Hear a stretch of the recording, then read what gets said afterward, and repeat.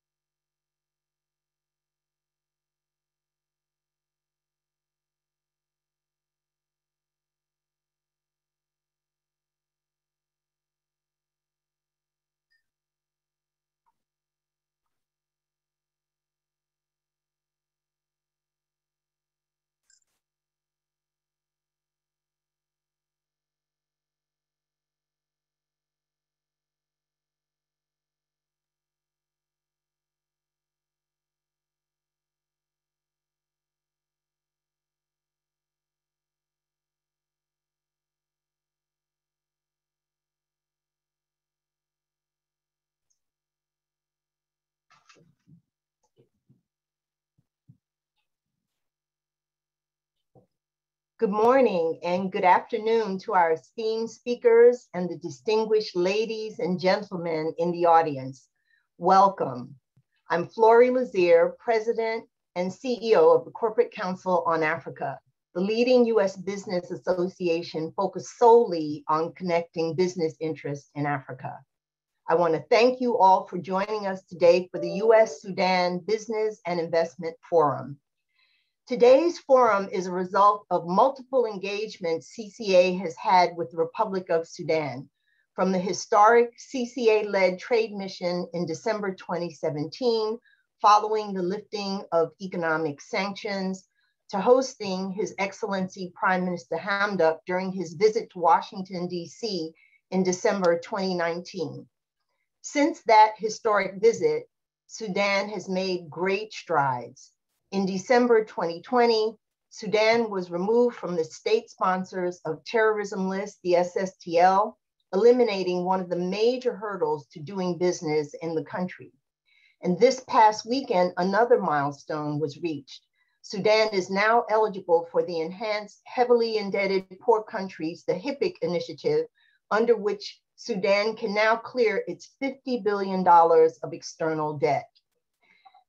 Corporate Council on Africa is excited to partner with the US-Sudan Business Council to co-host this high-level discussion in the first of a series of webinars that will showcase business and investment opportunities across key sectors in Sudan, such as banking, agribusiness, energy, ICT, infrastructure, and healthcare, which we hope will facilitate increased trade, investment, and commercial partnerships between the two nations and their private sectors.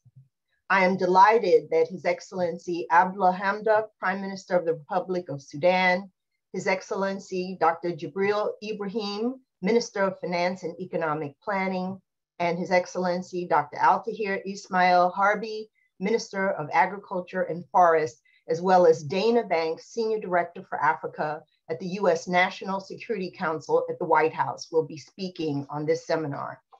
I would like to thank our premier sponsor, Visa, as well as Lindsay, the Boeing Company, and the Trade and Development Bank for their support of this forum.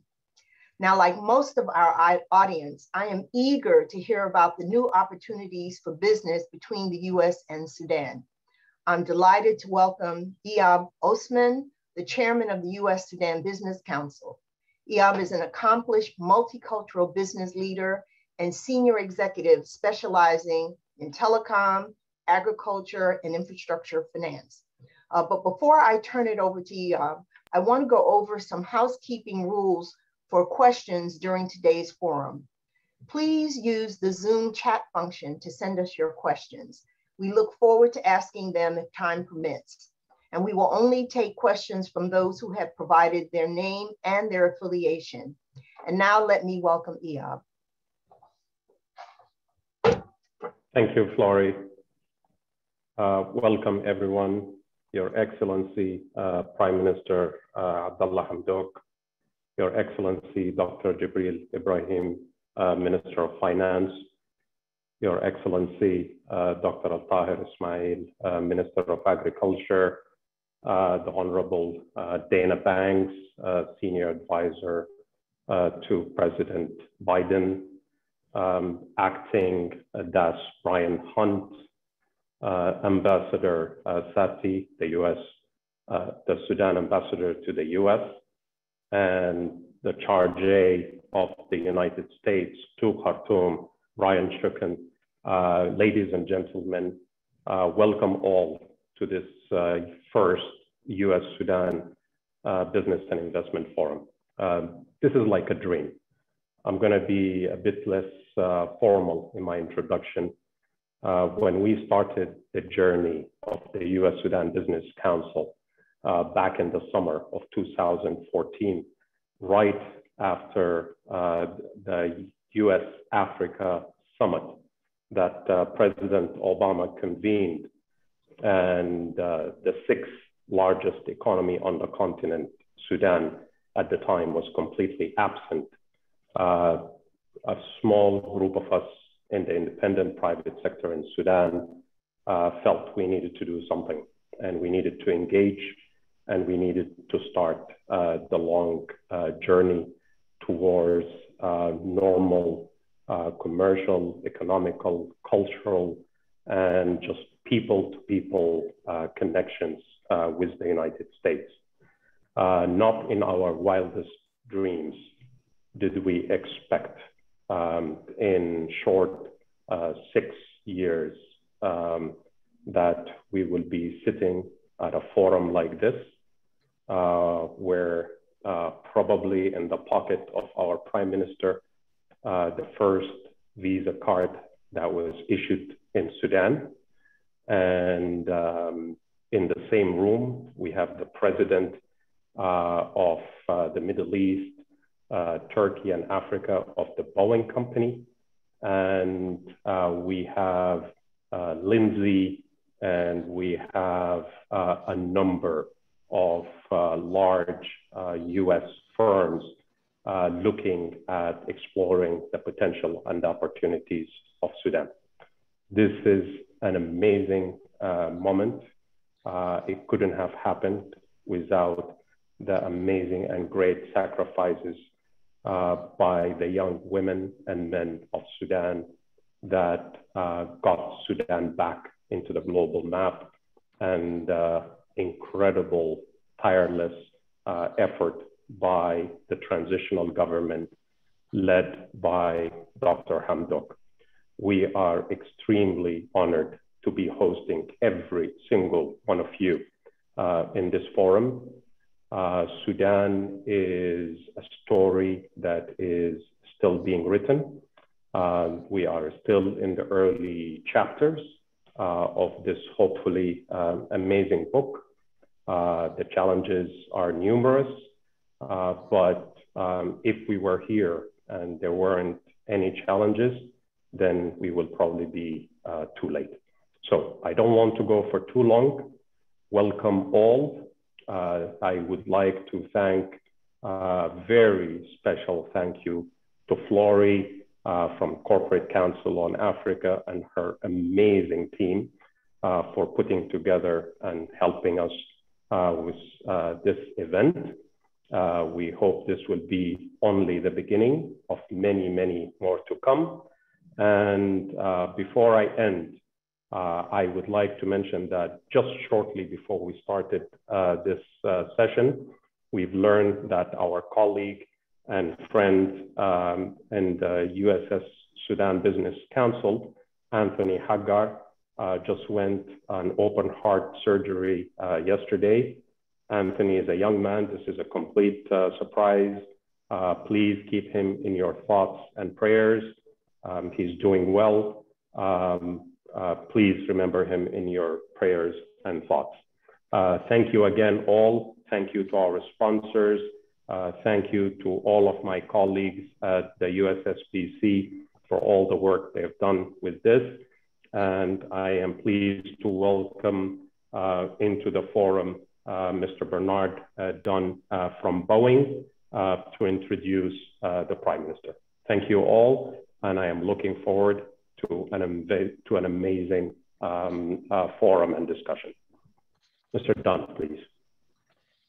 Thank you very much, Ihab, for those very kind remarks. And I want as well to thank Flory and the Corporate Council on Africa for the opportunity to be with all of you today. It is indeed an honor and a pleasure to be asked to introduce His Excellency Prime Minister Abdallah Hamdok. I had the pleasure of meeting the Prime Minister last December when I led a small delegation of Boeing people to Khartoum to open Sudan for the Boeing company. I found in him a man who has been serving Africa and his country for his entire professional life, a humble and very decent man who is now once again serving his country, this time at the crossroads of history. Boeing's relationship with Sudan began in the early 1970s with orders and deliveries for 2 Boeing 737s and 2 Boeing 707s. I myself have been in this region a long time and long enough to remember when you could go to any major airport in this region and see the distinctive yellow livery of Sudan Airways painted on the side of Boeing airplanes. We look forward to the day when we will once again find lots of Boeing airplanes with Sudanese flags emblazoned on them operating around this region and in the world. His Excellency Prime Minister Hamdok is a courageous leader, selflessly serving his country at a pivotal moment in its history. There is no playbook for what he's doing and no script for him to follow. Only good judgment, perseverance, and good leadership will win the day. We wish the Prime Minister and all the fantastic people of Sudan Godspeed and success on your journey to rejoin the family of nations. We are very happy to have you back. Ladies and gentlemen, I give you Prime Minister Abdallah Hamdok, and I invite Ambassador Marantis to moderate the fireside chat. Thank you very much.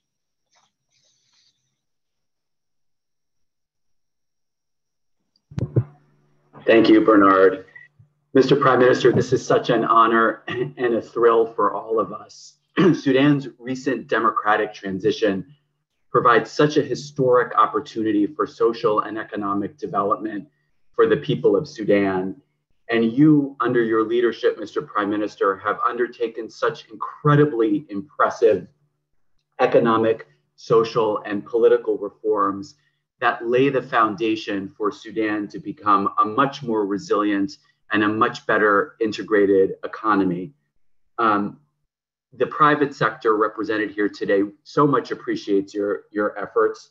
And for our part, you know, as was noted already, Visa is already building strong partnerships with financial institutions in Sudan, you know, symbolized by the fact that you are the very first cardholder, Visa cardholder issued by a Sudanese bank. So that milestone makes us very proud, Mr. Prime Minister.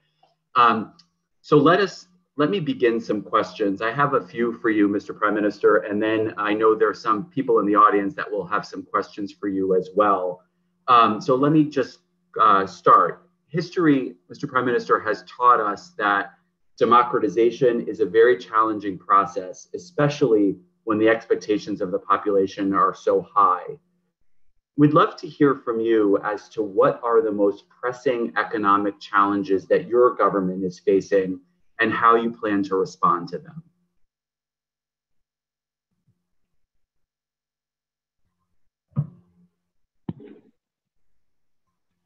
Thank you very much, Ambassador. Chairperson of the U.S.-Sudan Business Council, the President and CEO of the Corporate Council, Excellencies, distinguished ladies and gentlemen.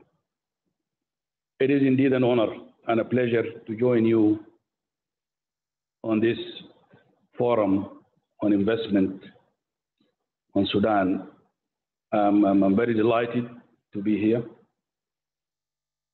I think you all agree with me that Sudan is passing through what we call multiple transitions. We are transiting from war to peace, from economic collapse, hopefully, to prosperity, and from dictatorship to democratic governance, and mainly from isolation to relinking to the world. You know, Ambassador, democracy is a non-linear process. It does not travel in a straight line. And it is the only thing that you cannot import it. You have to rise and fall in this process. And you have to have it as homegrown. By struggling with it, there's so many challenges and problems relating to that. Not to mention, as you rightly put it, the rising and high expectations, legitimate expectations of our people, having struggled for over 3 decades in putting an end to this dictatorship. So they have the right to have those high expectations. We are working on them. Main challenges we are facing, particularly when you look at the economy, we've inherited a collapsing economy, a legacy of mismanagement of 30 years. Not to mention macro imbalances. If I can give just a small example, we are collecting in tax less than 6% of GDP. You cannot run a decent government on that.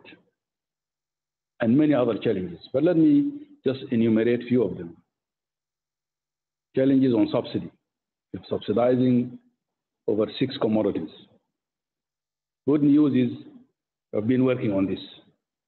And with the support of our friends and partners, we've embarked on what we call a homegrown program on the reform process, adopting a staff monitored program with the IMF, which has gone a long way in helping us in this. But as government, we have taken very, very difficult and serious decisions. Number one, doing away with the subsidy on the fuel, which consume most of our revenue. But most important, and the last item of this program, is the issue of the unification of the exchange rate, which is a major misalignment in our economy. Then there are so many other challenges, issues of debt. We've inherited a debt of over 60 billion and increasing. The issue of funding short-term requirement of strategic commodities and all that. But I think with all these challenges, we believe we are moving in the right direction and we are addressing them together with the enjoyment of the support of our people. So these are some of the challenges in the economic front. Of course, not to mention there are so many others, including the challenges in the peace process, reforming institutions, and all that. But let me mention one thing. I think in all this, the ability to reach an agreement with the US government, which we are very much delighted and have very high gratitude about, is the delisting of Sudan from the state of sponsored terrorism. I think this was a game changer. open the country to the world.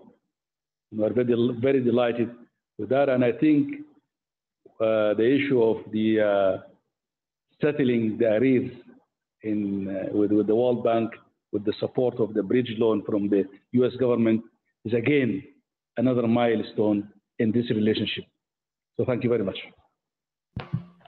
Thank you, Mr. Prime Minister. You know, you mentioned the issue of foreign exchange, and I know that's very top of mind for US companies that are interested in investing in Sudan.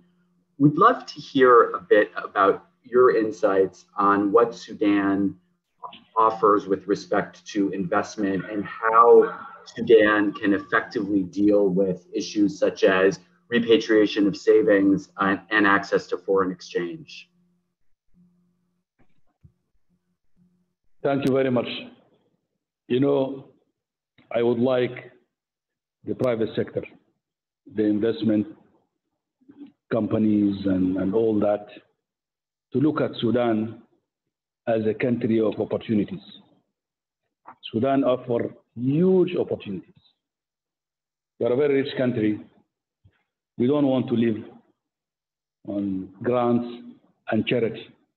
We have huge opportunities that would like serious companies and serious private sector to come, invest, make profit, and have the opportunity to repatriate that. And in dealing with this, we have put in place, yesterday the cabinet approved one of probably the most progressive investment laws in the region, which will go a long way in addressing all the historical legacies and problems and issues and hurdles that were facing private sector investment in the country. Certainly, issue of access. You know, the decision we took 2-3 weeks ago of the unification of the exchange rate paved the way and create an alignment that would allow companies not only to repatriate or access to exchange rate, but also to have the ability to think, to plan, and the predictability of policies in an environment where you know so well what will happen tomorrow and the day after and the day after. So that investment law, it goes a long way in creating that climate, which we are very much aware about the historical legacy, and we are correcting it through these laws to create that conducive environment, which will allow private sector to come and work with us. We know so well this is the only way of addressing issues of youth unemployment, creating the decent jobs, and all that. And I can go on and also enumerate the huge opportunities in many sectors, infrastructure projects, port, rail, roads, and all that. The agricultural sector provides huge opportunities in forward and backward linkages. The mining, petroleum, telecommunication, all these sectors with the right current investment climate, I think we look forward to have these partners to come and work with us in building this country and work together. Thank you. Thank you, Ambassador. Mr. Prime Minister, your words are incredibly inspiring, and I think make all of us here today very excited about the many opportunities to work in Sudan. I would love to spend all morning asking you questions, but that wouldn't be fair to my colleagues. So I'm going to ask, I know we have a question from Mai Abdel Halim from GE. Mai, let's turn it over to you to ask the Prime Minister a question. Thank you, Ambassador Demetrius. Thank you so much. So my name is Mai Abdel Halim. I'm the president of North Africa for General Electric. As a company, we are honored to be working across many critical sectors in Sudan, including healthcare and energy, following the signing of a strategic MOU last October with the government of Sudan. Your Excellency, Dr. Abdallah, first, I would like to congratulate you for all the achievements during the past period, leading the country after decades of economic sanctions, then the removal of Sudan from the SSTL, working also on an aggressive economic reform plan, along with signing the Juba Peace Agreement. So a lot. In few years now, Sudan is on the path to growth and development. And it is clear to everyone. My question is around the economic reform plan and how in the short term it can address essential infrastructure needs like power and healthcare. Thank you, Your Excellency. Did you get that very well?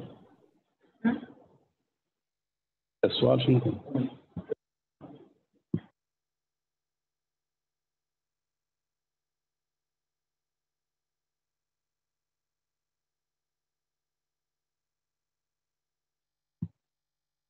Thank you very much. I think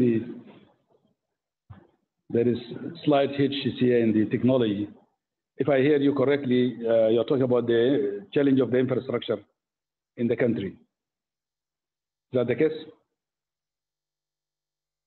Yes, yes, Your Excellency. Yes, Your Excellency. And how you are looking into addressing the current essential needs, like for electricity, for like healthcare, infrastructure needs. Thank you very much. You know, as I said in my initial remarks, we inherited a very serious legacy, destruction on every aspect of our economy, whether it is soft or hard infrastructure. These are questions and issues and challenges of legacy. But also, I see them and look at them as providing opportunities, in the sense that things can only get better. I would like to address all these issues in terms of you cannot progress on education and health without addressing issues of energy, electricity, roads, rail, ports, and all that.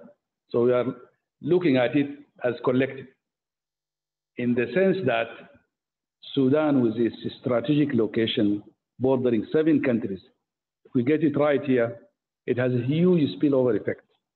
And that is why the government is looking at, where we are using a motto of think big. We don't want small pet projects. When we talk about energy, we would like to create an environment where we can exploit our competitive advantage in energy, particularly renewable energy. Solar energy is a way to go. We are in this location, we should be able to produce electricity, not only for Sudan, but for the entire region. Then you can see other opportunities in terms of health facilities, education, and all that. And these are the prime priorities of the government moving forward. And the issues are interlinked. The new Sudan we hope to create and build and respond to the aspiration of the young people go through creating the human resources that will help us develop this country. No country will be able to develop without that. An issue, you know, one thing which is really annoying us is the fact that we are not able to retain our young talent, our young people, instead of taking this very serious, dangerous journey across the Mediterranean to Europe. We would like to create hopes for them in the country here. And that can only happen through providing decent jobs in the industrial sector. And that can only happen in the infrastructure projects, in huge projects in education, energy, and all that. So this is where we are heading. Thank you very much, Maya. Thank you, Your Excellency, and I appreciate the message that you've just mentioned. In General Electric, we have a lot of Sudanese talents who, as soon as we signed the MOU with Your Excellency, they reached out to us and say how we can help you help our country. So thank you so much. Thank you. Thank you, Mai. Thank you, Mr. Prime Minister, for that answer. I'd love to double click a little bit on financial inclusion and digital inclusion, but we probably should talk a little bit about agriculture. And I know there is a question from Gustavo Alberto, who is the president of Global Agriculture Irrigation at Lindsay. So Gustavo, over to you. Yes, thank you, Ambassador. And good morning, good afternoon to everyone. It is an absolute pleasure to be with you today and an honor. My name is Gustavo Alberto. I'm the president of Global Irrigation for Lindsay Corporation, an American company based in Omaha, Nebraska. And it is an absolute honor to be with you today, Your Excellency. We want to say that we're very happy for Sudan. We're very happy for everything that you and your administration have accomplished so far. And we want to extend our congratulations for the incredible progress achieved and wish you, your administration, and the people of Sudan the best of luck in the road ahead.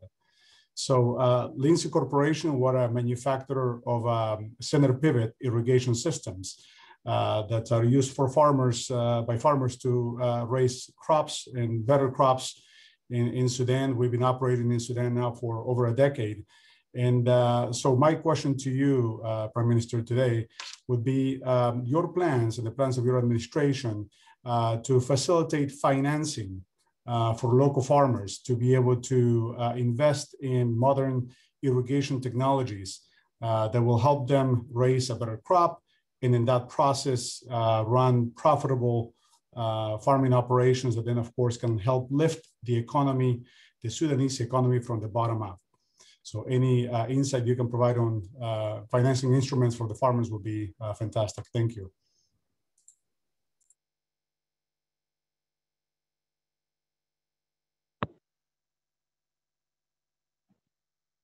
Thank you so much. You know, we say here in Sudan, if the agricultural sector sneezes, the rest of the economy catches a cold. It's a backbone of our economy. We are looking at a strategy that is agricultural based, industry based on agriculture, creating backward and forward linkages with the rest of the economy.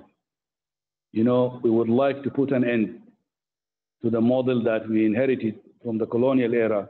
We should continue today exporting raw material, cotton, sunflower, and all that. We would like to create an environment where farmers not only increase production, but also productivity by having access to modern inputs. It is very disheartening to see our traditional farmers up to today using the traditional rules and no access to modern inputs. If we are to develop this sector and make it the backbone of the economy, it has to go through the access to modern input, which brings us to the need to financing this. That's why in our undertaking, our engagement with our partners, with the IFIs, we would like to give priority to the agricultural sector, because if we get it right in the agricultural sector, that would have the potential of uplifting the entire society, generating the surplus that it could be plowed back in developing the rest of the economy. The huge infrastructure projects which we are dreaming of bringing can only come through if the agricultural sector would create that surplus. Certainly give priority in terms of policies, pricing policies, getting the right price to the farmers. This season, we have record product of wheat, because I think farmers were able to get the right price that would encourage them even in coming seasons to do even better. And then the rest of the package, the research institutions, you know, we would like to benefit from research from elsewhere in the world, but research also has particular context. It has to be adapted to our climate and all that. We are going to work on all this package together, modern inputs, finance, and the farmers has to be satisfied with this so that they can willingly be able to produce and be part of this. Issues of taxation. The agricultural sector in the past was heavily taxed. We will have to get these issues right and get the optimal policies that would allow us to develop this sector. So thank you very much, Gustavo, for this. Thank you, Your Excellency. Appreciate the input, and so glad to hear your strong support of agriculture. It has always been the foundations of the economy of every country around the world, and we're very excited to be a part of it. Gustavo, thank you for your question. And Mr. Prime Minister, thank you so much for spending this much time with us today. I think on behalf of everyone here from CCA and the U.S. Sudan Business Council, I just want to convey our sincere optimism at how we can strengthen ties between the U.S. and Sudan, with the business communities in both countries playing a leading role in helping you accomplish many of the objectives you set out for us today. So thank you very, very much. And all of us look forward to working with you on Sudan's continued democratic and economic transformation, and we wish you all of the success in the world. Thank you so much, Ambassador. And I would like to extend this invitation to the American investment companies who departed from Sudan for so long, over 3 decades. Would like you to come back. Sudan brings hope to the entire region. So come and work with us. The world is very hungry in this region, riddled with conflicts and problems, for a success story. And I think all the ingredients are there. And if we get it right, Sudan will be the place. Thank you so much. And thank you for organizing this. Thank you for the sponsors, Visa. Thank you. Thank you, Mr. Prime Minister. And we look forward to your continued use of your Visa card. And now we have the deep pleasure of hearing from Dana Banks, who will provide the U.S. government perspective. Dana needs no introduction. Many of you know her well. Dana is currently the Special Assistant to the President and is Senior Director at the NSC for Africa. Dana has a long history in the U.S. Foreign Service. She joins the Biden-Harris administration after 20 plus years there. She's a true Africa expert, having served in the embassies in South Africa, Tanzania, and Togo. Dana, we're really excited to hear from you and get your insights. So thanks very much for being with us today. Thank you, Ambassador Narantis. I just want to make sure you can hear me, correct? Okay, great. Thank you, and thank you.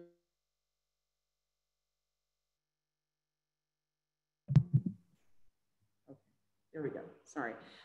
Thank you to the Corporate Council for Africa and CEO and President Flori Lizer, as well as Ihab Osman and the U.S. Sudan Business Council for hosting this event. And thank you, Prime Minister Hamdok. It is truly an honor to hear from you today. Our administration looks forward to working with you as we navigate this transitional period and lead Sudan to a brighter future. Your leadership and that of the civilians and professionals in your government is critical. The Biden-Harris administration stands with you, Prime Minister, and the civilian-led transitional government as you guide Sudan through this difficult but vital transformation. Let me thank again the Corporate Council on Africa and the U.S. Sudan Business Council for organizing this important event. I know you have both worked for many years to build the network that will carry the energy of this event forward. This ongoing conversation between investors, businesses, government leaders, and non-governmental organizations and institutions is vital to capturing the momentum of this U.S.-Sudan partnership and the rapid political and economic transformation taking place in Sudan. Doing business in Sudan and across Africa is an important priority of the Biden-Harris administration. In President Biden's address to the 34th African Union Summit in February of this year, President Biden reaffirmed a shared vision of a better future, a future of growing trade and investment that advances prosperity for all our nations, and a commitment to partnership based in solidarity, support, and mutual respect. Africa's increasing integration into global markets, demographic boom, and thriving culture of entrepreneurship present a remarkable opportunity for the United States to invest in Africa's future, and thereby our own future. The Biden-Harris administration seeks to seize this opportunity across the continent. The Biden-Harris administration is committed to building back better through equitable partnerships with African countries. We can realize President Biden's promise by boosting America's middle class and generating American jobs while simultaneously enhancing Africa's growth and empowering entrepreneurs and people across the continent. This administration is committed to elevating the role of U.S. small and medium-sized businesses and diaspora and women-owned businesses as critical pillars in the trade and investment space with Africa.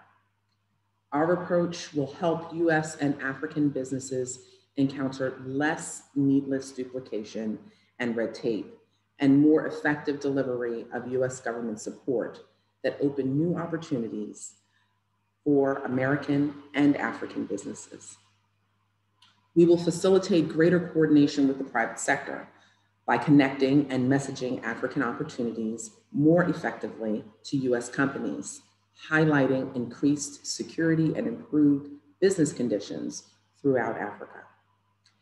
As we build a renewed focus on improving the operating environment for trade and investment across Africa, we will seek to partner with countries that are committed to making the reforms necessary to attract investment and successful business deals. Due to the remarkable transformation in democratic norms, rule of law, respect for human rights, and as well as economic reforms, for the first time in many years, Sudan is a part of this vision. In Sudan, we have all been witnessing a rather miraculous and historic moment. Across multiple administrations and in a bipartisan fashion, the United States has allied itself with the people of Sudan. The hope of the revolution and the current transition brought new opportunity for us to work together on the democratic transformation of the country, as well as its economic transformation. The United States applauds the economic reforms enacted by Prime Minister Hamdok and Finance Minister Jibril Ibrahim, particularly the recent successful unification of the foreign exchange rate. We urge the government to address other economic distortions created by the Bashir regime that will make domestic and foreign investment more attractive.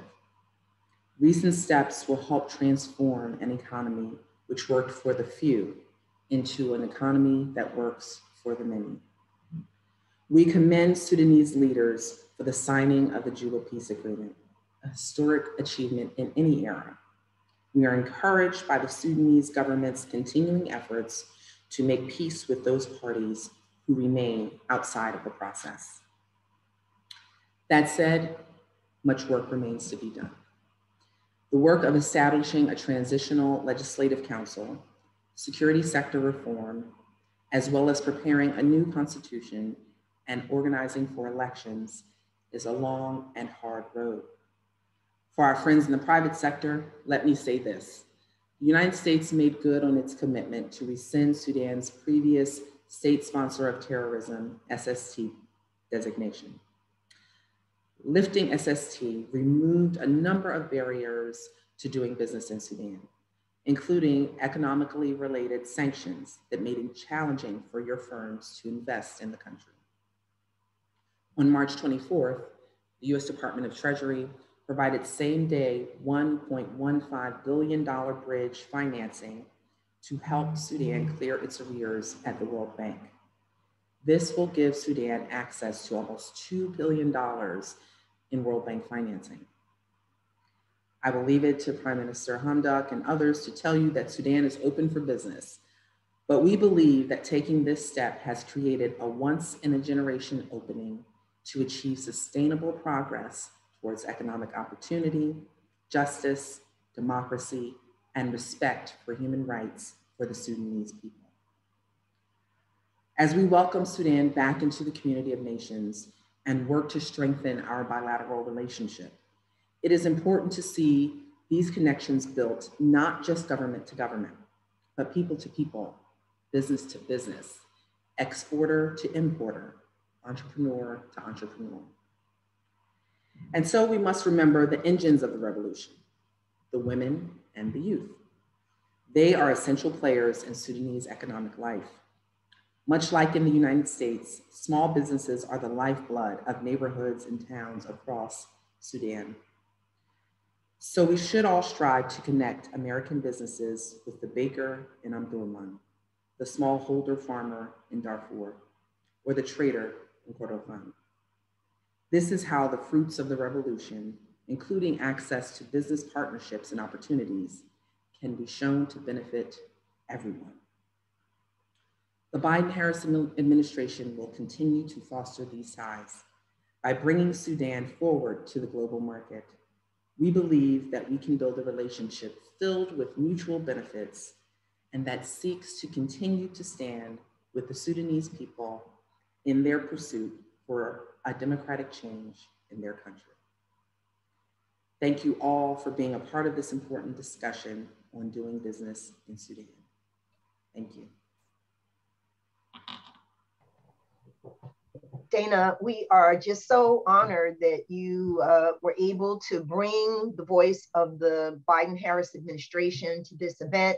And your point so emphasized the point that His Excellency Prime Minister Hamdok made, that we're in a new time for the US-Sudan trade and business relationship. And so we thank you for being here and for providing those excellent remarks. Let me now turn to Hassan Abdelhalim, who will be making an overview presentation on doing business in Sudan, the opportunities and the challenges. Thank you, Hassan, for your presentation, and I turn it over to you.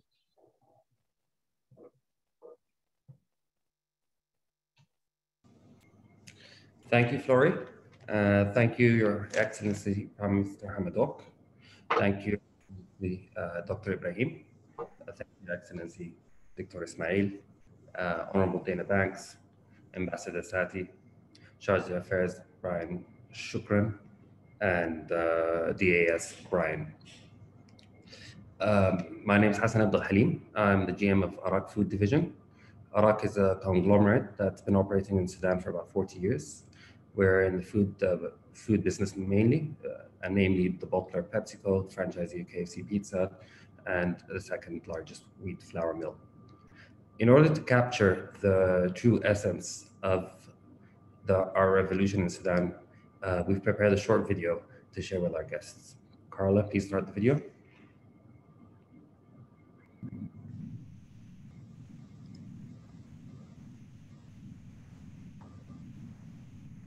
قضية ما يسمى بالربيع العربي في السودان. After 30 years of oppressive rule under the dictatorship of Omar al-Bashir and the National Congress Party government, the Sudanese people rose up in a non-violent revolution in December 2019.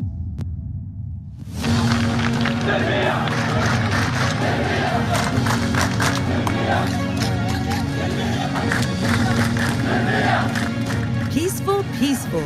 This was the call that was chanted by the crowd in unison, while holding up signs demanding freedom, peace, and justice. The people faced a violent backlash from the security forces but maintained their commitment to peaceful demonstration, an effort since globally recognized. Welcome to the kingdom of Bush, Sudan. Everyone has been posting about Sudan. Welcome to the kingdom of Bush. After bloodshed, lost lives, and perseverance, the people's voice was heard. The National Army stepped in and removed Omar al-Bashir and the NCP from power. In front of the Armed Forces headquarters in Khartoum, the Sudanese people, long divided by the NCP government, gathered to celebrate the downfall of the regime, with representation from all the different tribes and regions, united again under the banner of the nation.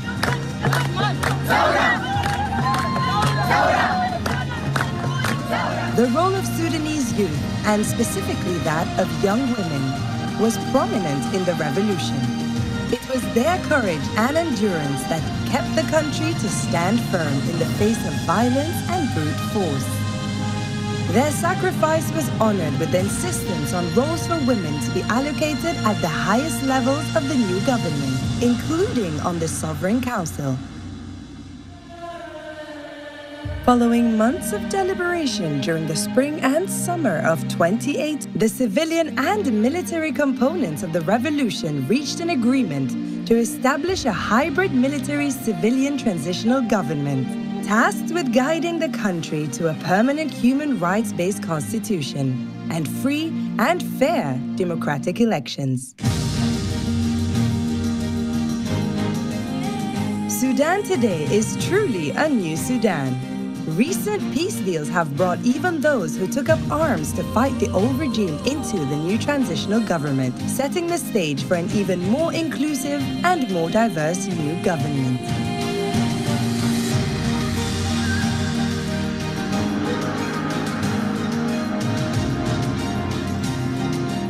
The new Sudan stands today with its arms wide open, eager to re-embrace the global community, the wealth of the nation, with its famed fertile land, abundant mineral resources, and entrepreneurial population, eagerly awaits those ready to find opportunity in a fresh, new frontier.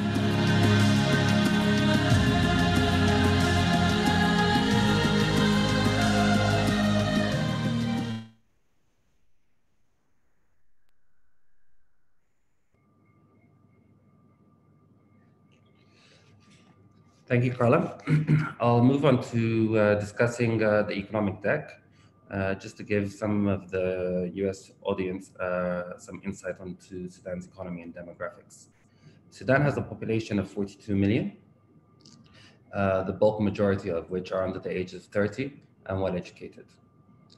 The economy is split up into 3 equal thirds, being services, industry, and agriculture.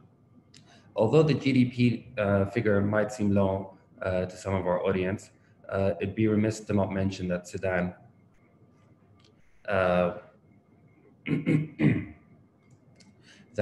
Sudan's GDP as of 2010 was 100 billion. That means that the industrial base that built that economy is there and is ready to kickstart. Sudan is a geopolitically ideal location to take advantage of the huge food deficit in the GCC, as well as the 450 million consumers in COMESA. Just wanted to move on and highlight some areas that are ample opportunities for investment. Despite with the succession of South Sudan taking most of the oil-producing regions into the new country, there's ample opportunities still remaining in natural gas and in oil. The second and probably the most important area, and we've discussed this quite several times, is agriculture. Sudan has 10% of the world's remaining arable land. Sudan is also the second largest exporter of gold in Africa. And it's important here to mention that this is all or mostly coming from artisanal mining. The potential for industrial scale mining is huge. Sudan is also the second largest holder of livestock in Africa. The bulk majority of livestock exports go to Egypt and the GCC, and the bulk majority is live. There's ample opportunity for further meat processing. So a little bit about the sanctions. So Sudan had 2 types of sanctions. It was listed as SSTL, and it had an economic embargo. The economic embargo was suspended during the Obama administration, made permanent by the Trump administration. However, without the lifting of SSTL, there wasn't real impact or change on the ground. As the Honorable Dana Banks mentioned, the support from the US side has been bipartisan. Following the lifting of SSTL, we had a visit from Mike Pompeo and a visit from Stephen Mnuchin. As you probably heard in the news last week, the US has facilitated a $1.1 billion loan to the World Bank, unlocking $2 billion worth of funds from the World Bank. So what has SSTL done? What has it changed? The first and most important is we can now transact in US dollar-dominated transfers. Several Middle Eastern banks have started to correspond in US dollars, and many European banks have restarted banking correspondence for Sudanese transactions.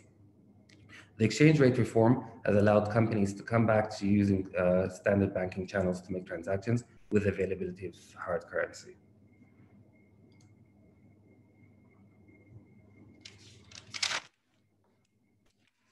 Since the transitional government took over, they inherited a dire economic situation.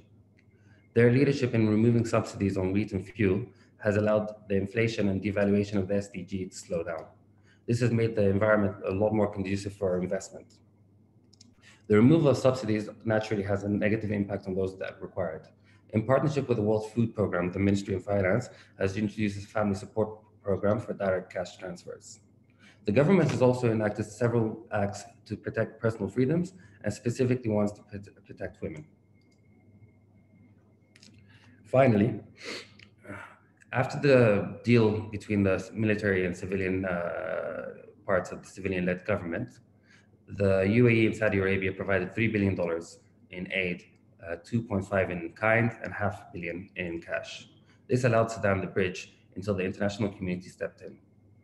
A loose collection of about 50 countries called the Friends of Sudan have provided a further 1.8 billion.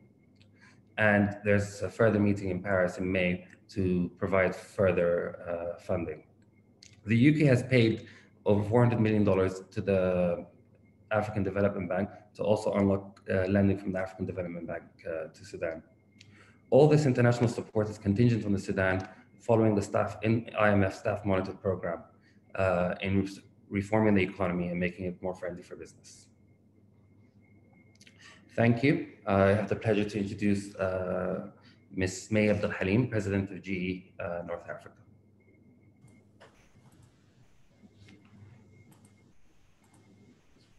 Thank you, Hassan. Thank you so much.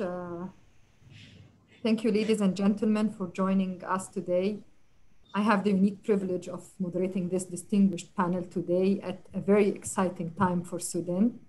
The country is entering an historic new phase, as you've heard from everyone today, with unprecedented opportunities for growth and development. Yes, there will be challenges. Yes, we know this, and we are here today to talk about both the opportunities and the challenges, as well as how the public and private sector can work together to overcome this. Here with me today, I'm pleased to be joined by His Excellency, Dr. Jibril Ibrahim, Minister of Finance and Economic Planning for the Republic of Sudan. Your Excellency, thank you so much for joining us today. Thank you, May. Thank you.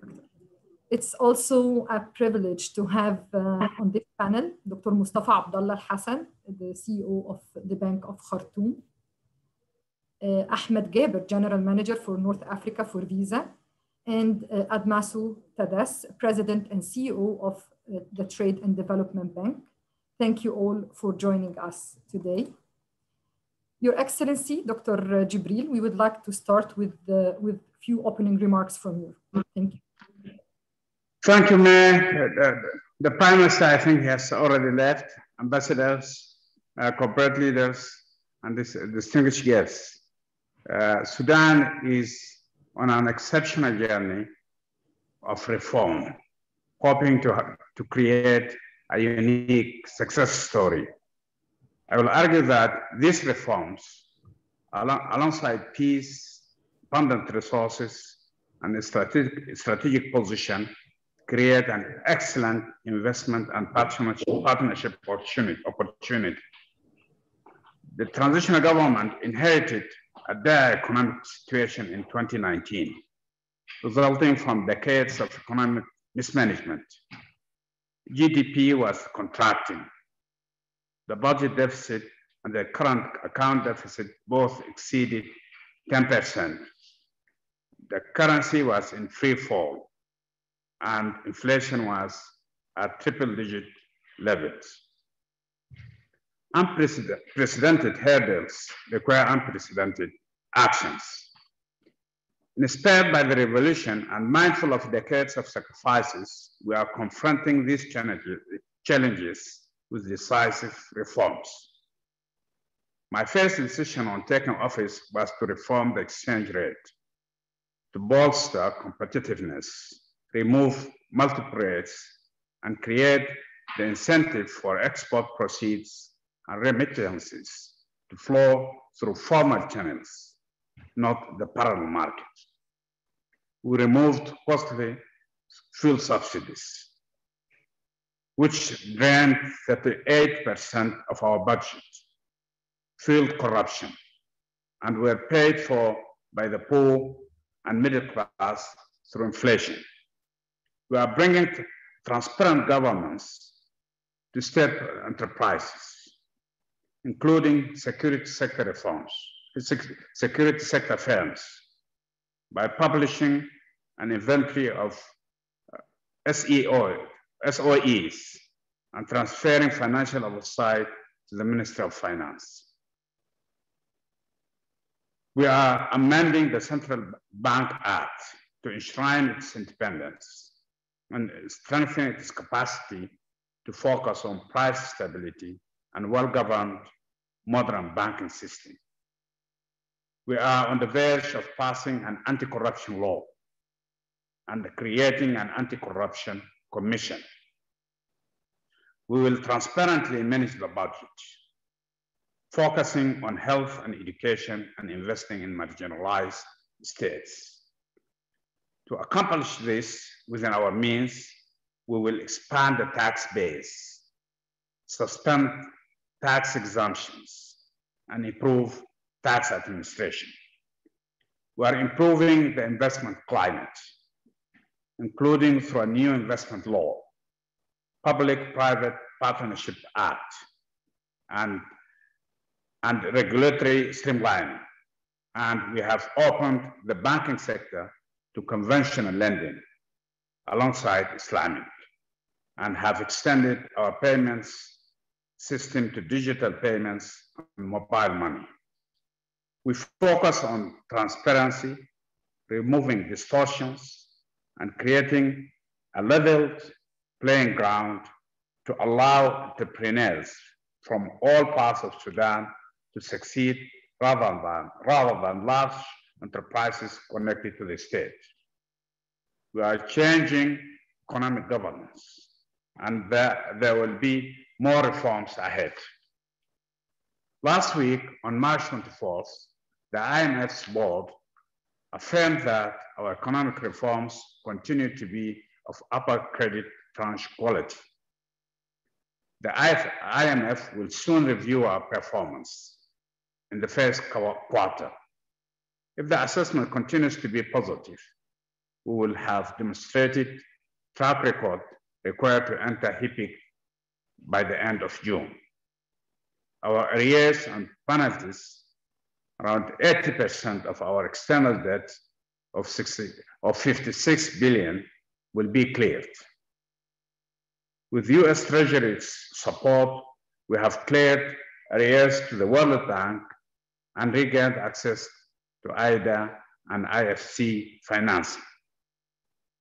The development challenges and opportunities we face are enormous, and we can only meet them by maintaining fiscal discipline and catalyzing inclusive growth. HIPC is a turning point. With access to multilateral finance, we will focus on the foundations of inclusive growth, including human capital, the foundation of any economy, through high-quality education and broad-based access to primary health care. Second, infrastructure. Sudan has among the best solar and wind resources globally, but less than 20 megawatts of installed solar capacity. We can power neglected areas through solar-powered mini-grids, supporting peace while we build our transmission infrastructure. We will seek IDA and IFC support to mitigate risk and provide liquidity support to projects so that we can catalyze private investment in infrastructure and PPPs, including Port Sudan and the Jazeera scheme. Three, the financial sector. We align our accounting and supervision with international standards, strengthen AML and CFT compliance, and conduct a review of asset quality to ensure that banks are well capitalized. As this unfolds, our banks will seek partners who can bring capital and innovation, technology, and banking know-how. Along with these foundations, we will focus on key economic sectors, especially agriculture, in which modern farming techniques and inputs can unlock productivity gains and export opportunities across the region. It takes time for reforms to become an economic reality. We know that investors need stability. The Sudanese pound has been very stable since the reform, and reserves are growing. We see month-on-month inflation slowing, and we expect annual inflation to return to double digits this year. A return to positive growth is on the horizon. There will be setbacks. Any transition is inherently uncertain. But I hope we have demonstrated that we mean what we say. As investors, you also know that waiting until all economic indicators have turned positive may mean missing the best opportunities. I am asking you to do your due diligence, understand what we are doing, and meet our companies. I am sure you will agree that these reforms, alongside peace, abundant resources, and strategic position, create an excellent investment and partnership opportunity. I look forward to welcoming you all in Khartoum and helping to inaugurate your new projects. Thank you very much. Thank you so much, Doctor. Thank you so much, Dr. Gebrel. Thank you, ma'am. Thank you. So you mentioned that Sudan is currently in the midst of a 12-month staff monitored program with the IMF to establish a track record on policy and reform implementation. So looking forward, what other plans do you have to continue the country's economic transformation? Thank you, Mayor, again. I think we are heading to the Paris conference in May.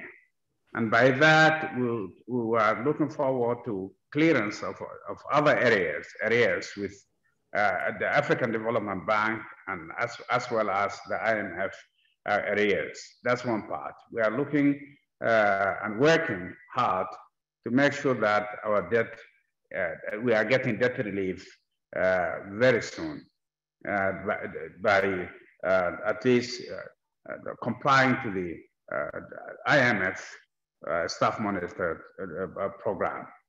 And then, of course, we are expecting the mission next week from the IDA, and hopefully we will get enough finance to embark on major projects of infrastructure, education, healthcare, and power mainly. We think we are in a better position now to stabilize the economy and move towards growth.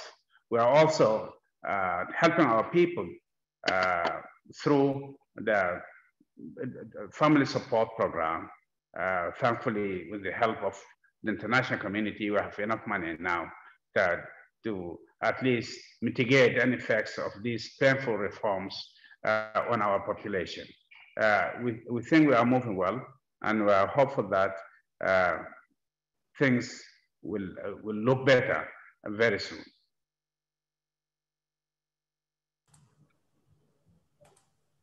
Thank you so much, Doctor. So, Dr. Mustafa, as Dr. Gebrel mentioned, the reform of the banking sector. Dr. Mustafa, you have worked in financial institutions around the world, including Credit Suisse and Bear Stearns in London, Standard Chartered in Hong Kong and UAE. What can you tell us now about the banking environment in Sudan as the CEO of the Bank of Khartoum?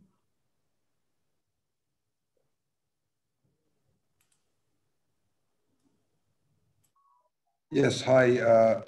Thank you, May, for the question, and thank you to the CCA and the USSBC and all the distinguished speakers, His Excellency the Prime Minister and the Minister of Finance, ambassadors and all.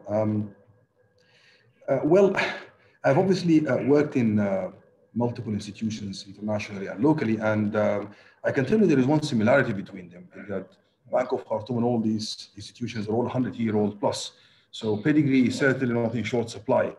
But moving on to what Bank of Khartoum is about, and I guess most attendants here are aware of the other places that you just mentioned that I work for. But I mean, I can tell you that Bank of Khartoum is definitely the largest institution here. It's got a very wide network of branches, good liquidity position, the leading digital banking app, which has revolutionized banking over the last, I'll say 4 or 5 years in Sudan. And it also has international presence, credit lines, and so on. And it facilitates not just local banking needs, but also significant foreign currency denominated trade business as well as payment. So all in all, I must say that you know, when I moved in, I was pleasantly surprised by what has been achieved so far in trying circumstances. I think we've heard a lot about the challenges that the country has faced over the last 30 years. One thing I need to add here, because I think it's a question that often comes to investors getting into areas that are associated with conflict, which is to do with AML and compliance and so on. And I can assure you know, all the potential investors and the audience that it's actually well run here. And as is evidenced by the multiplicity of correspondent banking relations that we have, and most recently by the trust that Visa, who are also joining me in the panel here, has entrusted us by issuing us a license to issue Visa cards. So I would say that there is a good base to start from. It's not, I have to be realistic, of course, and I have to be cognizant of the challenges that we're facing. Sudan has, or Sudanese financial services, has been in financial lockdown for a good 30 years. It's been cut out from international banking community, and that obviously had its toll. We should also not forget that the inflationary regime that persisted over the last decade in particular has been particularly harsh on banking. I think most audience would appreciate that the banking sector is the one that's most susceptible to double or triple digit inflation. So I think there is work to be done. I'd like to think of the sort of 3 elements of what needs to happen now vis-a-vis the banks. I think internally, we as banks need to improve our processes. We need to improve our, introduce more digitization, more financial discipline, more risk discipline. I think domestically, the courageous step that was taken about the harmonization of the foreign currency exchange, cannot be overemphasized. I think in my mind, this has been the most momentous decision that was taken by the regulators here and by the government in the last few weeks. And it achieved 2 things. First of all, it's made it much more possible for money to flow in. So it's far more attractive for foreign direct investments to flow in. And more significantly, it's brought back a lot of the economic or financial activity into the official regulated sector. And that has been quite an achievement. I would like to see, as I've heard so far from the government representatives, that this part of reform will continue. And I'd like to see more harmonization with international regulatory and best practices, Basel III, IFRS, etc. I mean, that will get the banking sector more in line with the outside world. And I think finally, internationally, we as banks, and maybe with the help of the government, we need to lobby more for building more banking relationships with international correspondent banks. This obviously will facilitate smooth payment, will introduce more credit lines, which will facilitate trade finance, which is hopefully be the engine that's going to drive the economic growth that we are all hoping for. And I guess it takes a little bit more than removal from the SSTL list. I think the SSTL removal was absolutely essential, necessary, but it's not a sufficient condition to allow or to link the banking sector with the outside world. We have to make the case to all these international tier 1 banks for investing in Sudan. And I guess the forum that we are in now is aimed at that, making the case for Sudan. But I certainly believe that the opportunity is immense, and that we do have a good base to start from. And I'm certainly looking forward to building up on it. Thank you. Thank you so much, Dr. Mustafa. So, Admasu, as you've heard Dr. Mustafa, when he mentioned the international banks with the help of the government need to build more relationship on the ground. So Admasu, the Trade and Development Bank finances and fosters regional economic integration and sustainable development via its various services and initiatives. So the bank works across the continent in a number of countries. From your perspective, how do you see Sudan's role in contributing to the development of the continent as a whole? Thank you very much. We are very happy to be here in this forum, and of course to be exchanging views with everybody on these new developments, of course, and the reforms that we're also excited about, of course, set the stage for banks like TDB to step in and do much more. Of course, we cover some 22 countries in Eastern and Southern Africa, and we have really refocused on Sudan of late. We see a great deal of opportunity, as has been expressed by the many speakers before. We see, of course, short-term wins in the trade finance space. We've been reaching out to a number of banks, basically taking the initial steps to establish new bridges with FIs that had not been adequately connected to the national banking system. We are specialized in trade finance, so we see strategic inputs, strategic commodities, equipment for the agricultural sector, for the mining sector, as being specific areas where there's a great deal of opportunity that we are looking at. We actually had a one-week mission in Khartoum about 3 weeks ago, a very, very promising and fruitful engagement. We've rebuilt partnerships both in Sudan, but also international partners who want to support Sudan at this early stage in partnership with TDB. And so that should pave the way for us to do also some project finance undertakings there in Sudan in the infrastructure sectors, agro business, agro industry, and some other areas as well in the infrastructure area.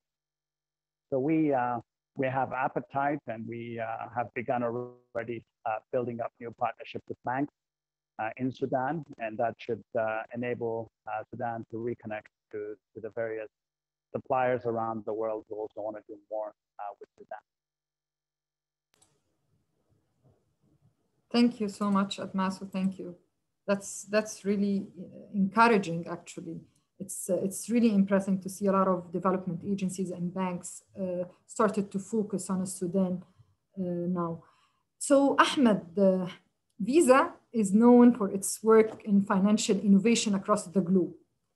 As Sudan works toward a new future free of the burdens of sanctions and designations of the past, from your perspective, what are the top priorities for Sudan market to focus on when it comes to digital payment?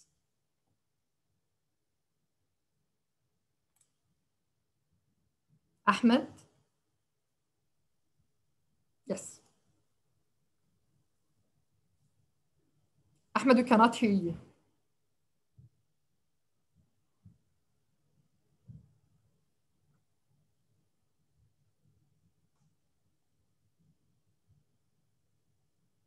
Ahmed, are you still on?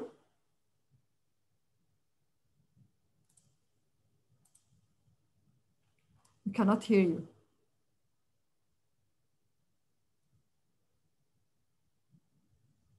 So I think you're on mute, Ahmed.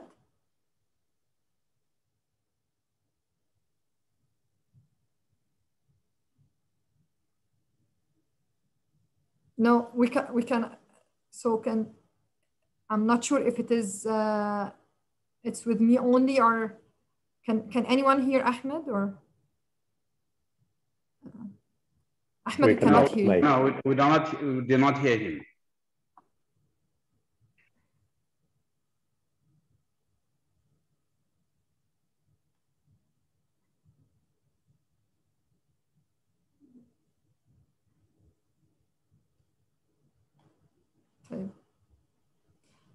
Maybe we can go to Dr. Jibril until Ahmed fixes the mic issue. Dr. Jibril, just a quick question about what would be your message to U.S. companies joining this forum today, and what would you like to tell them to come regarding investment in Sudan or working on potential opportunities in Sudan? Thank you, Mayor. What I'd like to tell them that Sudan is now getting more peaceful.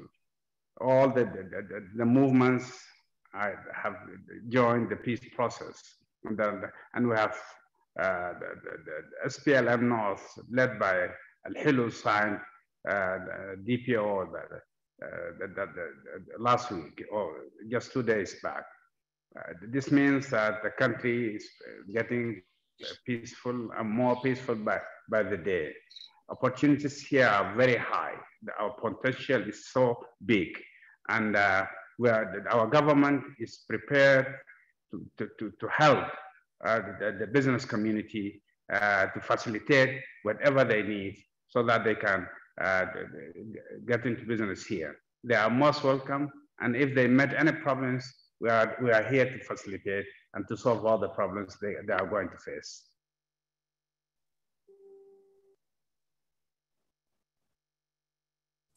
Thank you, Dr. May, can you hear me now? Yes, Ahmed. Oh, So perfect. I have my backup question. Sorry.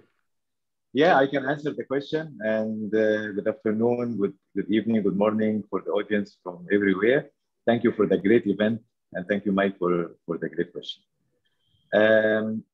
So commenting actually, or starting by what Dr. Mustafa was talking about, of course, compliance and security is extremely important, especially at this stage when we entering the market and we look for transparency. We look to see the market in a clear way. So the prioritization here is really difficult because in Sudan we need to do much. But I will start by building interoperable payment solution to facilitate Sudan integration into the ecosystem, the global ecosystem. It's quite important that every card which is issued globally in the 190 countries which we operate in can work in Sudan, and also anyone who is traveling from Sudan or using his card outside, it should be accepted as well. So that's a mission which is very important for us, and we started it. Working with our acquiring banks and merchants in order to enable the merchants in Sudan to accept Visa cards and to accept different payment methods. It's very important to enable these merchants to get more customers and to get more consumers. It's quite important for the entire business in the country and not only for the payment ecosystem. And working with the issuing banks is important as well, and fintech partners, and that's an ecosystem we look forward to build in Sudan. Before this meeting, I wanted to check how many countries are in the planet, and I found that by UN there are 193 countries where we exist. So I think it's great that we replicate this one more time also in Sudan, and it will happen. To support all of these objectives, we have to work with the local partners. We have to build capacity and knowledge with different stakeholders. The good news is we started already. So we did a lot of nice and very knowledgeable, very important knowledge transfer events between us and the Central Bank of Sudan, where we focused on payment standards, compliance, four-party models, security, value-added services, pricing, and many other areas as well. Of course, we work with the government across many initiatives as well. So we are looking to work with the government in Sudan to enable more contactless in the country, to enable more of digital technologies in the countries like eKYC, light KYC, person-to-person payments, B2B enablement where companies, they don't need to transfer or to use the old systems to transfer money, and they can transfer money to each other immediately in a clear and transparent way. Of course, digitization comes in the heart of all of this. So anything of this would use the latest technology globally. In addition, which I will end my answer with, we work with many governments globally on a multi-year plans where we can build 5 years, 10 years plan in order to digitize the economy and in order to be able to measure the digitization and to put ourselves against a very measurable KPIs with the governments to see if the government is able to really, and the country is able to digitize the system and how much of the cash is being moved to digital payments. I hope I answered your question. And sorry, I had to change my mic. That's okay. That's clear. Thank you, Ahmed. Thank you so much. So, Dr. Afa, you mentioned that there was a lot of improvement on the process from a financial perspective, and there is still a lot to be improved in the process. Can you tell us a bit about how you see these transformations taking hold on the ground now here in Sudan?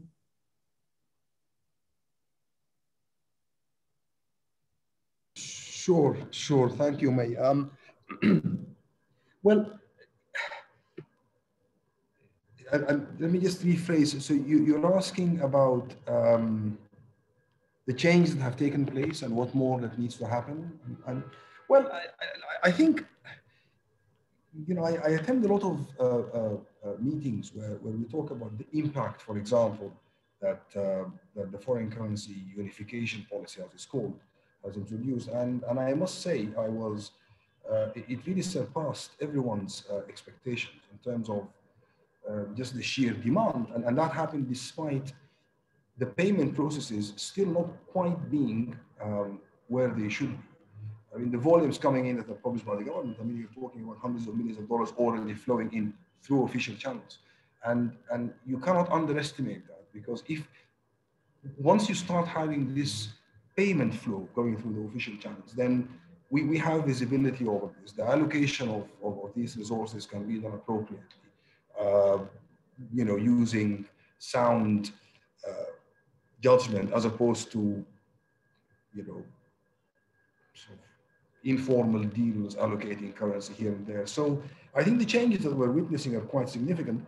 I mean, obviously, we still have a long way to go, and we cannot sort of sugarcoat that fact. I mean, there are things that we need to work on.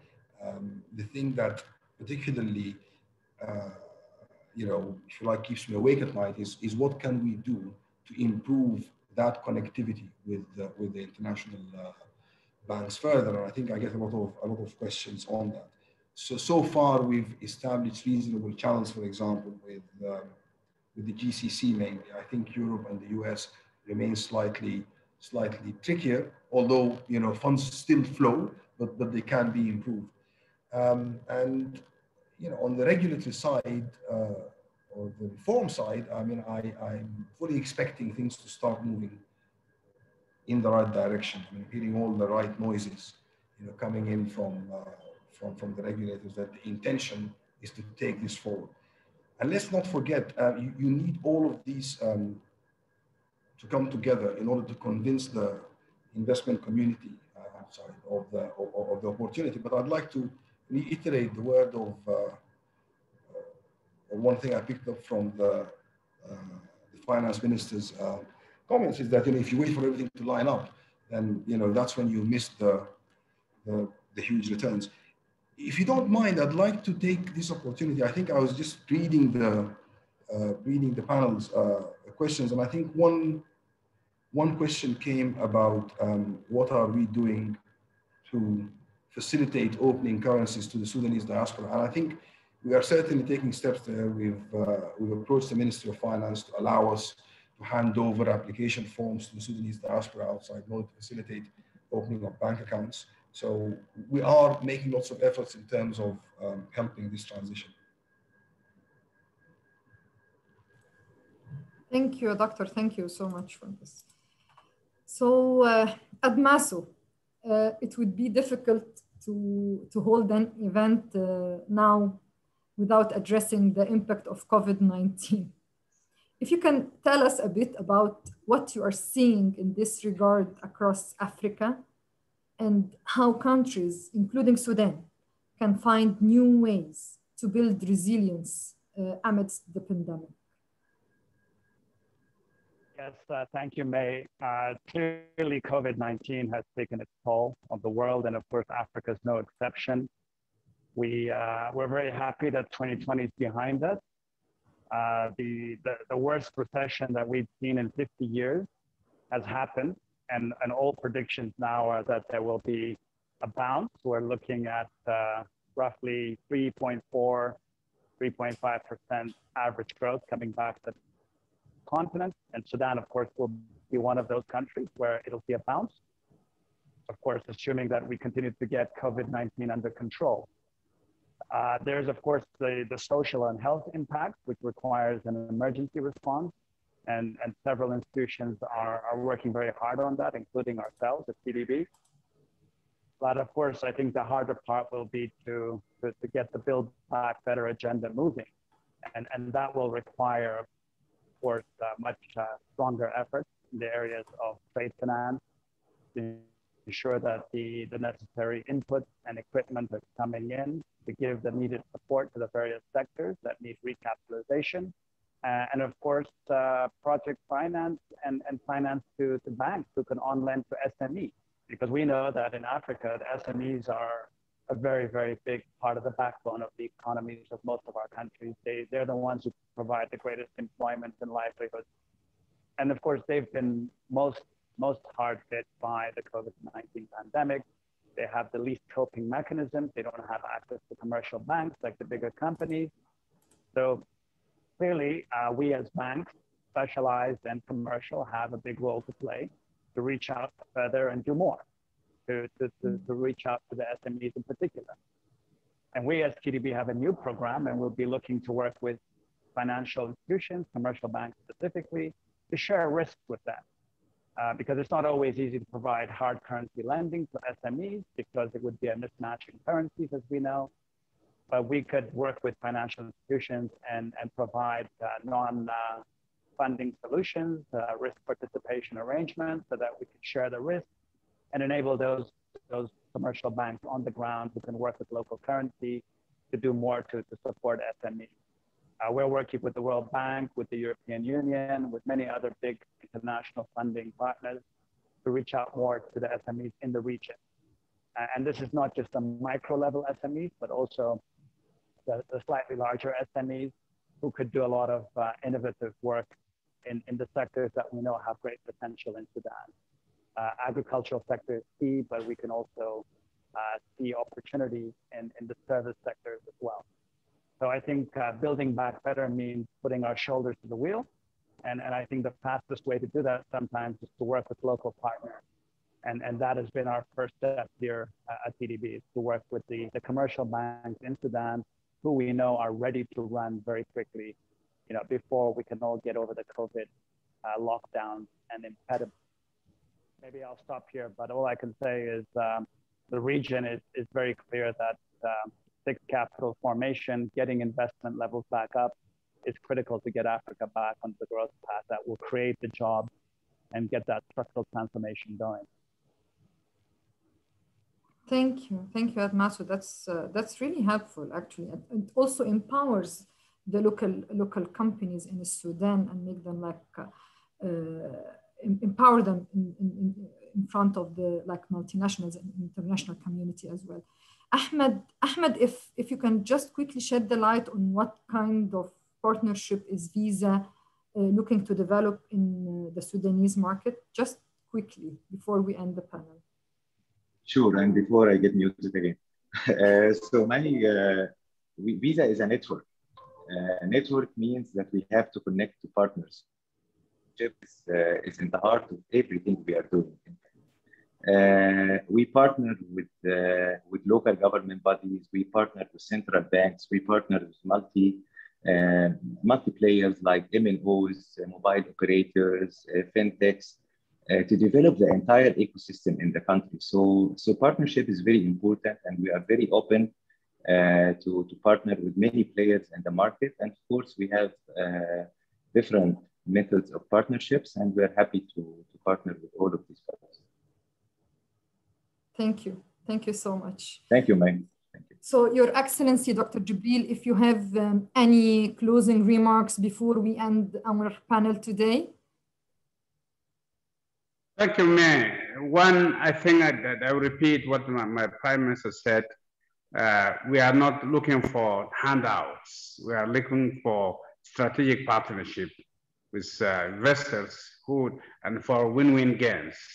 A business that every party would benefit. And we like to reassure investors that they can always transfer their profits back home whenever they wish.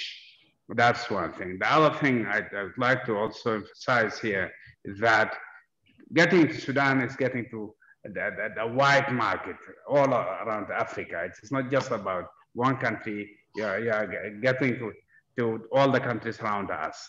And that is a big business and a big opportunity. So we welcome the American investors here. We are prepared to facilitate everything for them. And we look forward to seeing them here in Khartoum.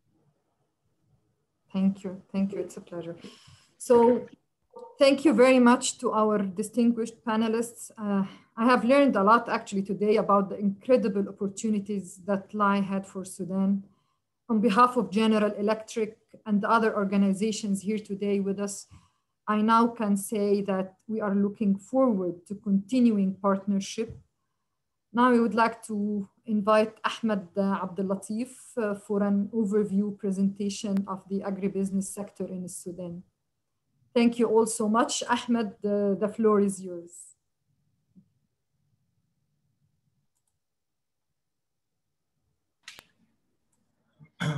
Good evening and good morning. I'm Ahmed Abdellatif. I'm the president of CTC Group.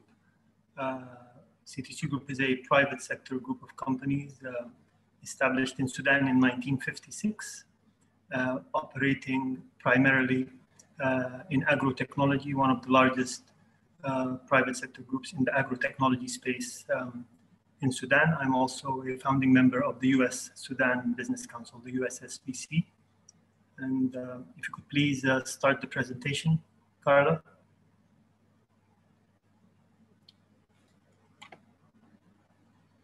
Can I share from my side? Okay.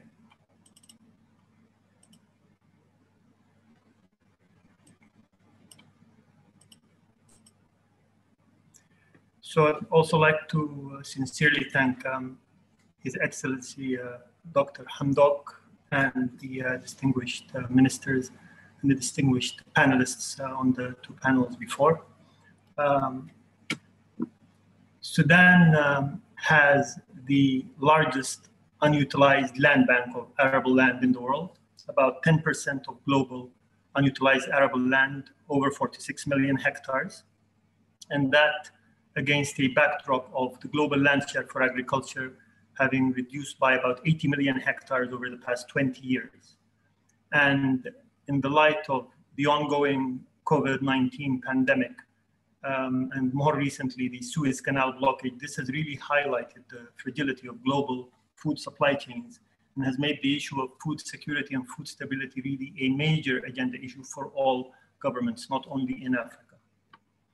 A quick overview of the sector in Sudan. So agriculture makes up 33% of Sudan's GDP, 50% of Sudan's national employment, and this despite only 30% of the available arable land being currently cultivated.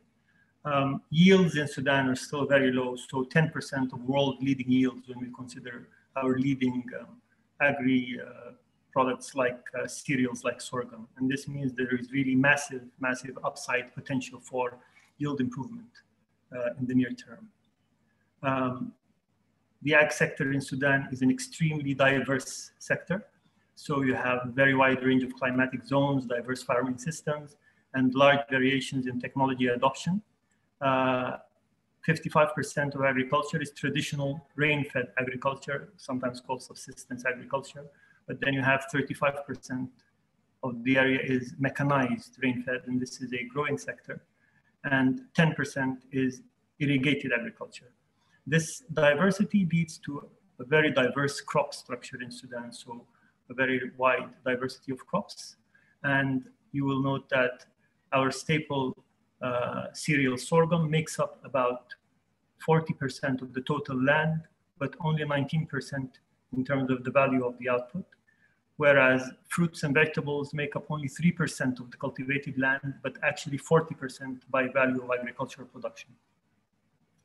And very briefly, the salient features and challenges. So over the past 20 years, agriculture in Sudan has really been characterized by low productivity and yield, and this is across all the farming systems. This was primarily because of the significantly reduced importance of agriculture as a foreign currency earner. Once petroleum exports started out of Sudan in '97, agri-exports in the agri-sector in totality really became of much smaller significance economically at that time. And there was very limited investment in agriculture immediately following the start of petroleum exportation.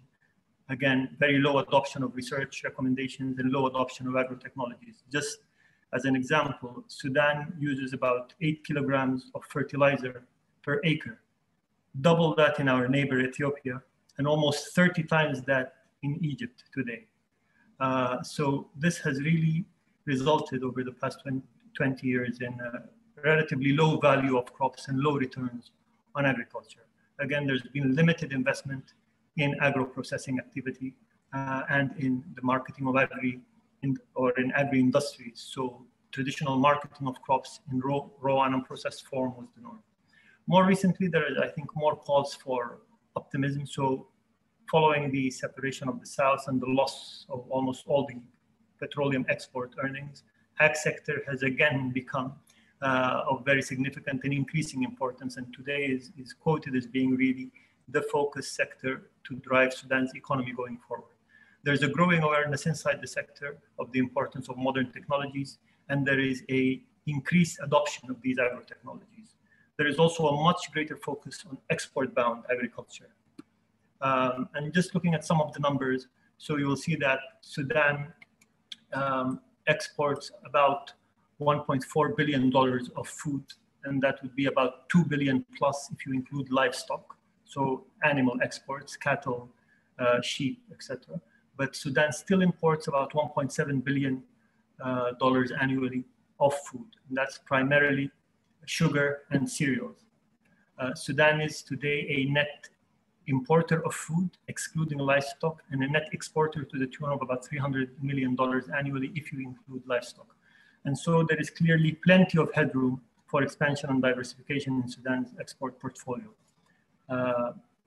We see that there is really serious cause for optimism, albeit cautious optimism, but optimism has been already mentioned in the two panels preceding today. So the issue of conflict resolution and political stability is really key for sorting out the problems, historical problems with land ownership rights, and this is very key for agriculture.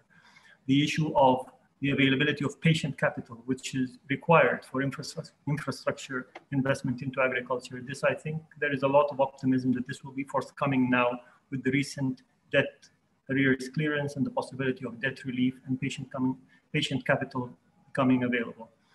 Government policies, as stressed by both their excellencies, the Prime Minister and the Finance Minister, strongly incentivizing foreign direct investment. The new investment law that was signed just yesterday as advised by His Excellency the Prime Minister. So these are all strong indicators that investment is key and is being strongly supported by government policy.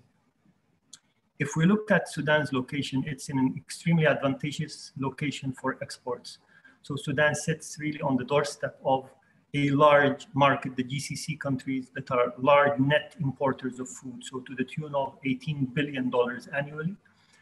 This again contrasted to the fact that we're only exporting about $1 billion dollars or 2 billion, including livestock currently. And this gives a great logistical advantage, number one, to Sudan in its exports to that region, but also a time advantage in the fact that in some cases from farm gate to store shelf, the turnaround time is less than 48 hours as it stands today. And so to end, it's, you know, a challenging business environment. We don't want to sugarcoat it.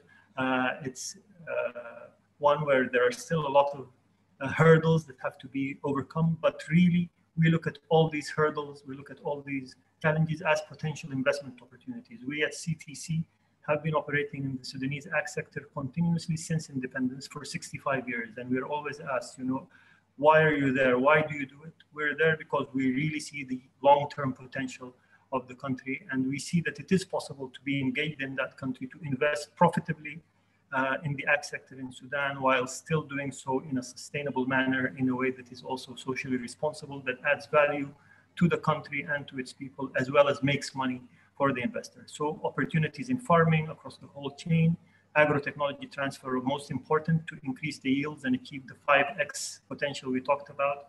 Agri-processing and manufacturing, very important for value add for both Sudan as a country and for potential investors. Logistics and distribution, everywhere investment is required with, I think, very good potential returns.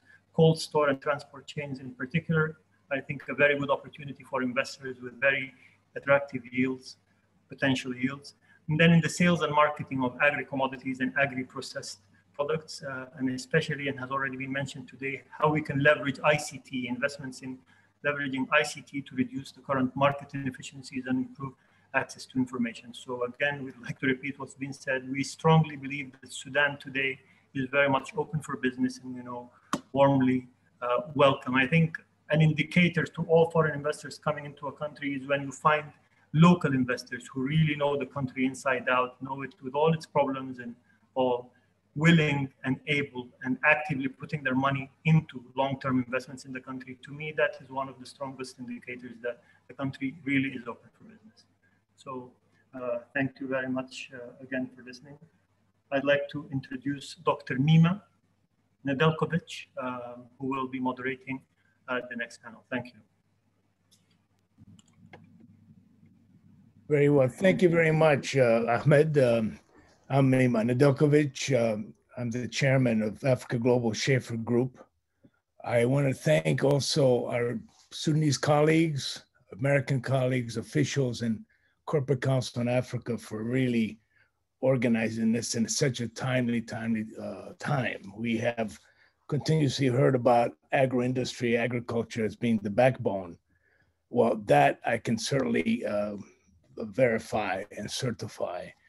We as Schaefer, Africa Global Schaefer Group, have been operating on the continent over 50 years in agro-process, and renewable energies. We've been in Sudan since 1975, when we first designed and oversaw the engineering and construction of the Kenana sugar mill, sugar factory, and sugar refinery. At the time when we commissioned it in 1980, it was the world's largest integrated sugar factory and sugar cane plantation. So when one speaks about the agro-industry being the backbone of Sudan, I certainly personally can vouch for that. We have now since had, obviously, as many speakers spoken, have mentioned, 3 decades of sort of absence of relations. Our interests are now realigning. So what I'd like to do here in this panel is, first of all, introduce the Minister of Agriculture and Forestry, Dr.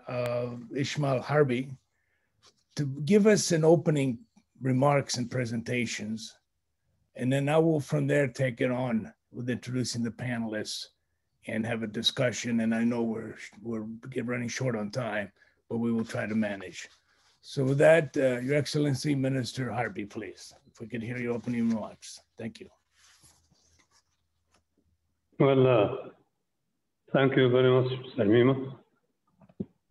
And I'd like to convey my deep pleasure joining such a format, which is consisting of distinguished contributors very well aware of what is required for collaboration and cooperation. And in addition to what was mentioned by our Prime Minister, Dr. Hamdok, and my colleague, Minister of Finance, Dr. Jibril, I'd like to refer to certain important points as an introduction. I'd like to refer to the economic liberalization and unifying rate of exchange, and also removal of market distortions in Sudan. I'd say that in our government, we have found before that the previous regime has mismanaged the country, resulting in destructive distortions and injustice. I would say that adequate pricing of products and inputs through the economic liberalization achieved by the government, by doing so, we are successfully achieving positive results. And it is right now, nowadays, we are achieving harvesting of wheat. The wheat pricing has resulted positively in delivery of what is required by the consumers to the government. Also, we are preparing and doing advanced finance at a justifiable rate so that farmers will adhere to the farm and will result in agricultural production that will later on be processed, consumed locally, or produced to contribute partially to the food shortage experienced by our region and by the world.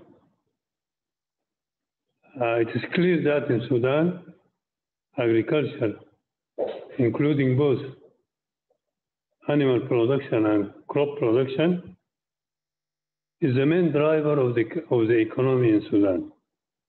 And I'd say that it is contributing, people involved in agricultural activities are about 50% of the population, and agriculture is almost 33%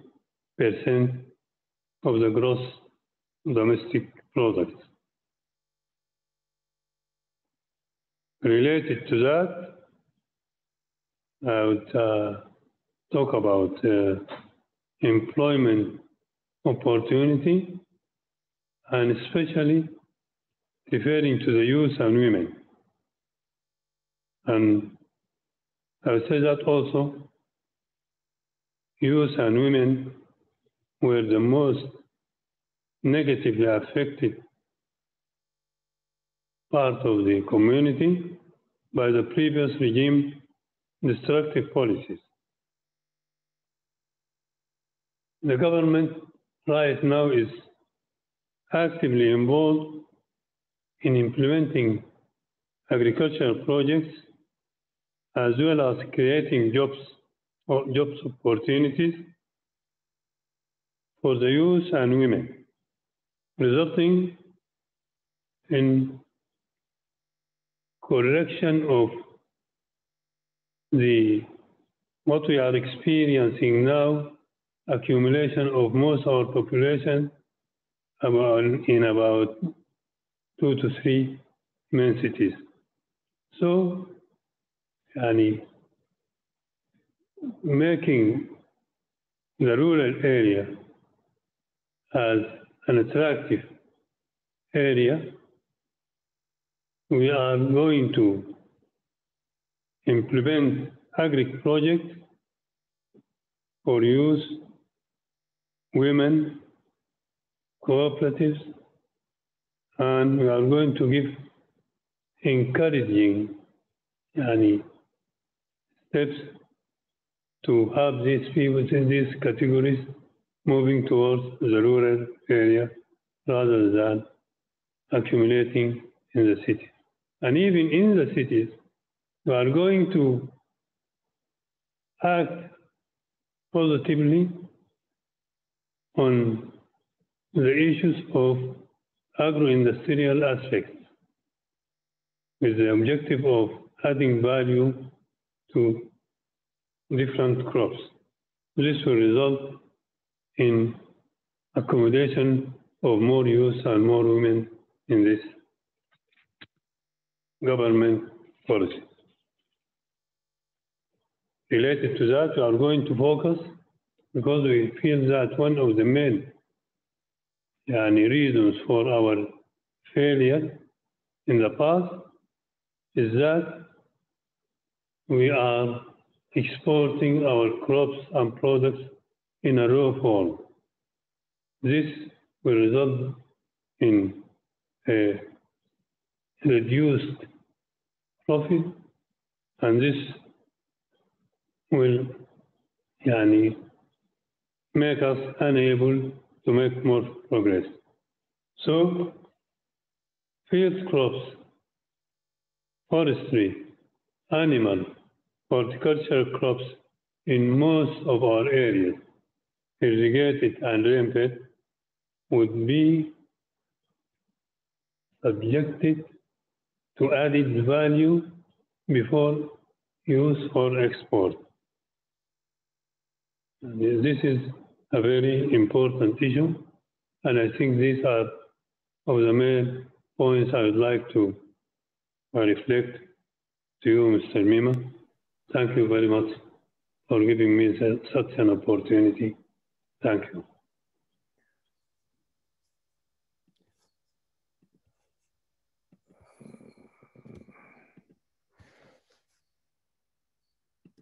Yes, thank you, Mr. Minister, for your opening comments. Some of them actually remind me our founder, Francis Schaeffer, that I think some of the colleagues have been in Sudan for some while. I remember when we built Kanana, when we oversaw the building of Kanana. At that time, this was in 1980, was quoting Sudan as the breadbasket of Africa. Unfortunately, we've had this period of I guess, separation, if you will. But now Sudan is back. It's open for business. And the real question is, how do we get it back to where, as you said, Mr. Minister, to be again that breadbasket of Africa, not only for its own requirements, but also for exports.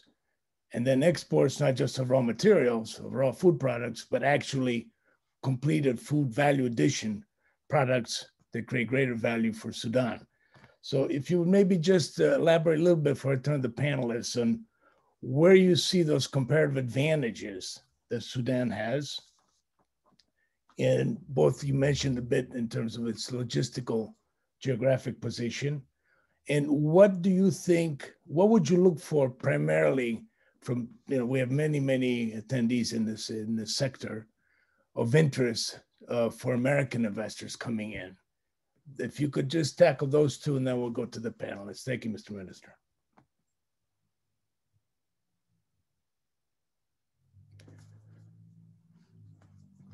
Comparative advantages and what you look from the U.S. You're muted. Go ahead, sir. Referring to the competitive advantage, I would say that we have vast natural resources. As my colleague Ahmed Abdulatif has mentioned, we have almost 10% of the arable land in the world. This is the largest area available for utilization. We have also a wide range of agroclimatic zones. These zones will enable us to produce different crops at different seasons. And also, we have very qualified human resources. And in addition to that, we have a capable and able agricultural business institutions. These are the comparative advantages if we look to our neighboring countries or the countries of the whole region. We are far much better than them. And I'm sure that your past experience, which was 30 years ago, which was and is still highly appreciated by Sudanese government, is one of the most practical steps taken then at that time towards added value of sugar cane. But unfortunately, since then, we are still there. We are thinking, not dreaming, and really we are working on the issue of added value of all different crops. And in view to the second question, which is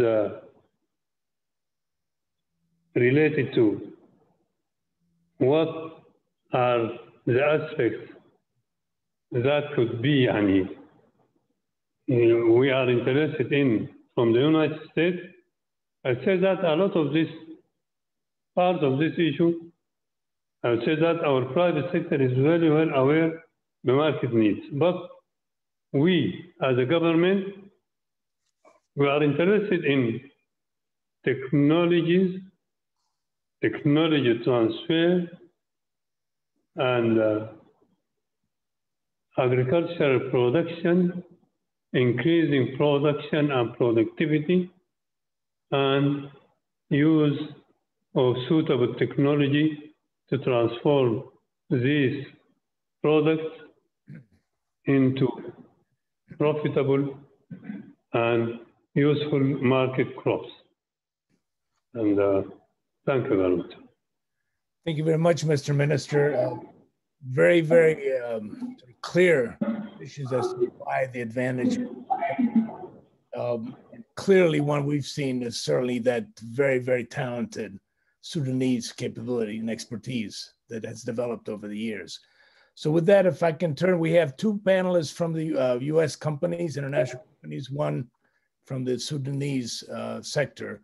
Let me first turn to Engineer Wagi, that is the general manager right now, Sugar Company, and ask him, we've heard what Sudanese, from official, from government standpoint, is looking for in terms of US involvement, US engagement, US partners coming in.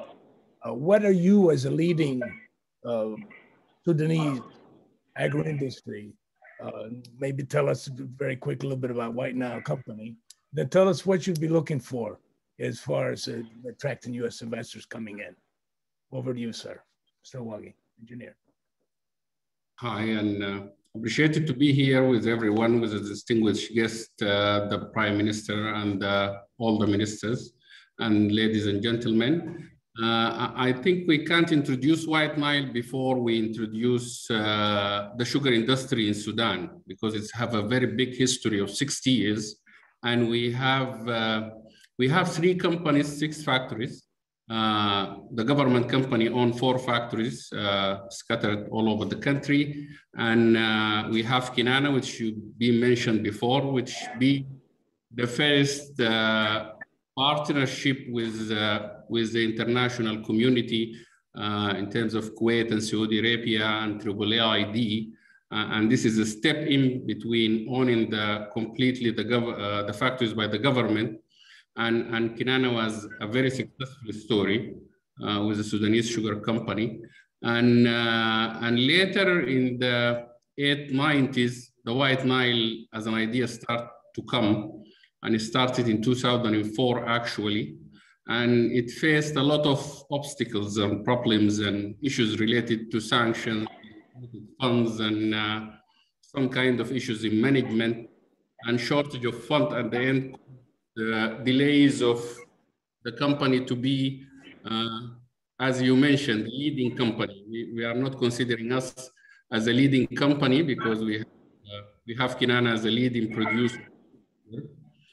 In a quick numbers, I can give about the White Nile. White Nile is designed to produce 450,000 tons of sugar. Unfortunately, when I joined here last year, it was producing 20 only. In the same side, Kinana, which had been designed by Schaefer Association at that time, is on the third season, they achieved the full capacity of 300,000 tons in 1985. And we believe that the obstacles faced White Nile is manageable and achievable actually. We believe in if we get the fund for the 5 years plan that we have, which cost $136 million US, we will reach at least 360,000 tons. And we believe onwards with one of the main things we needed from the US or the international community, that the new technologies in sugarcane varieties, machineries, the better irrigation ways for the sugarcane, and definitely the know-how of the better management of the sugarcane itself.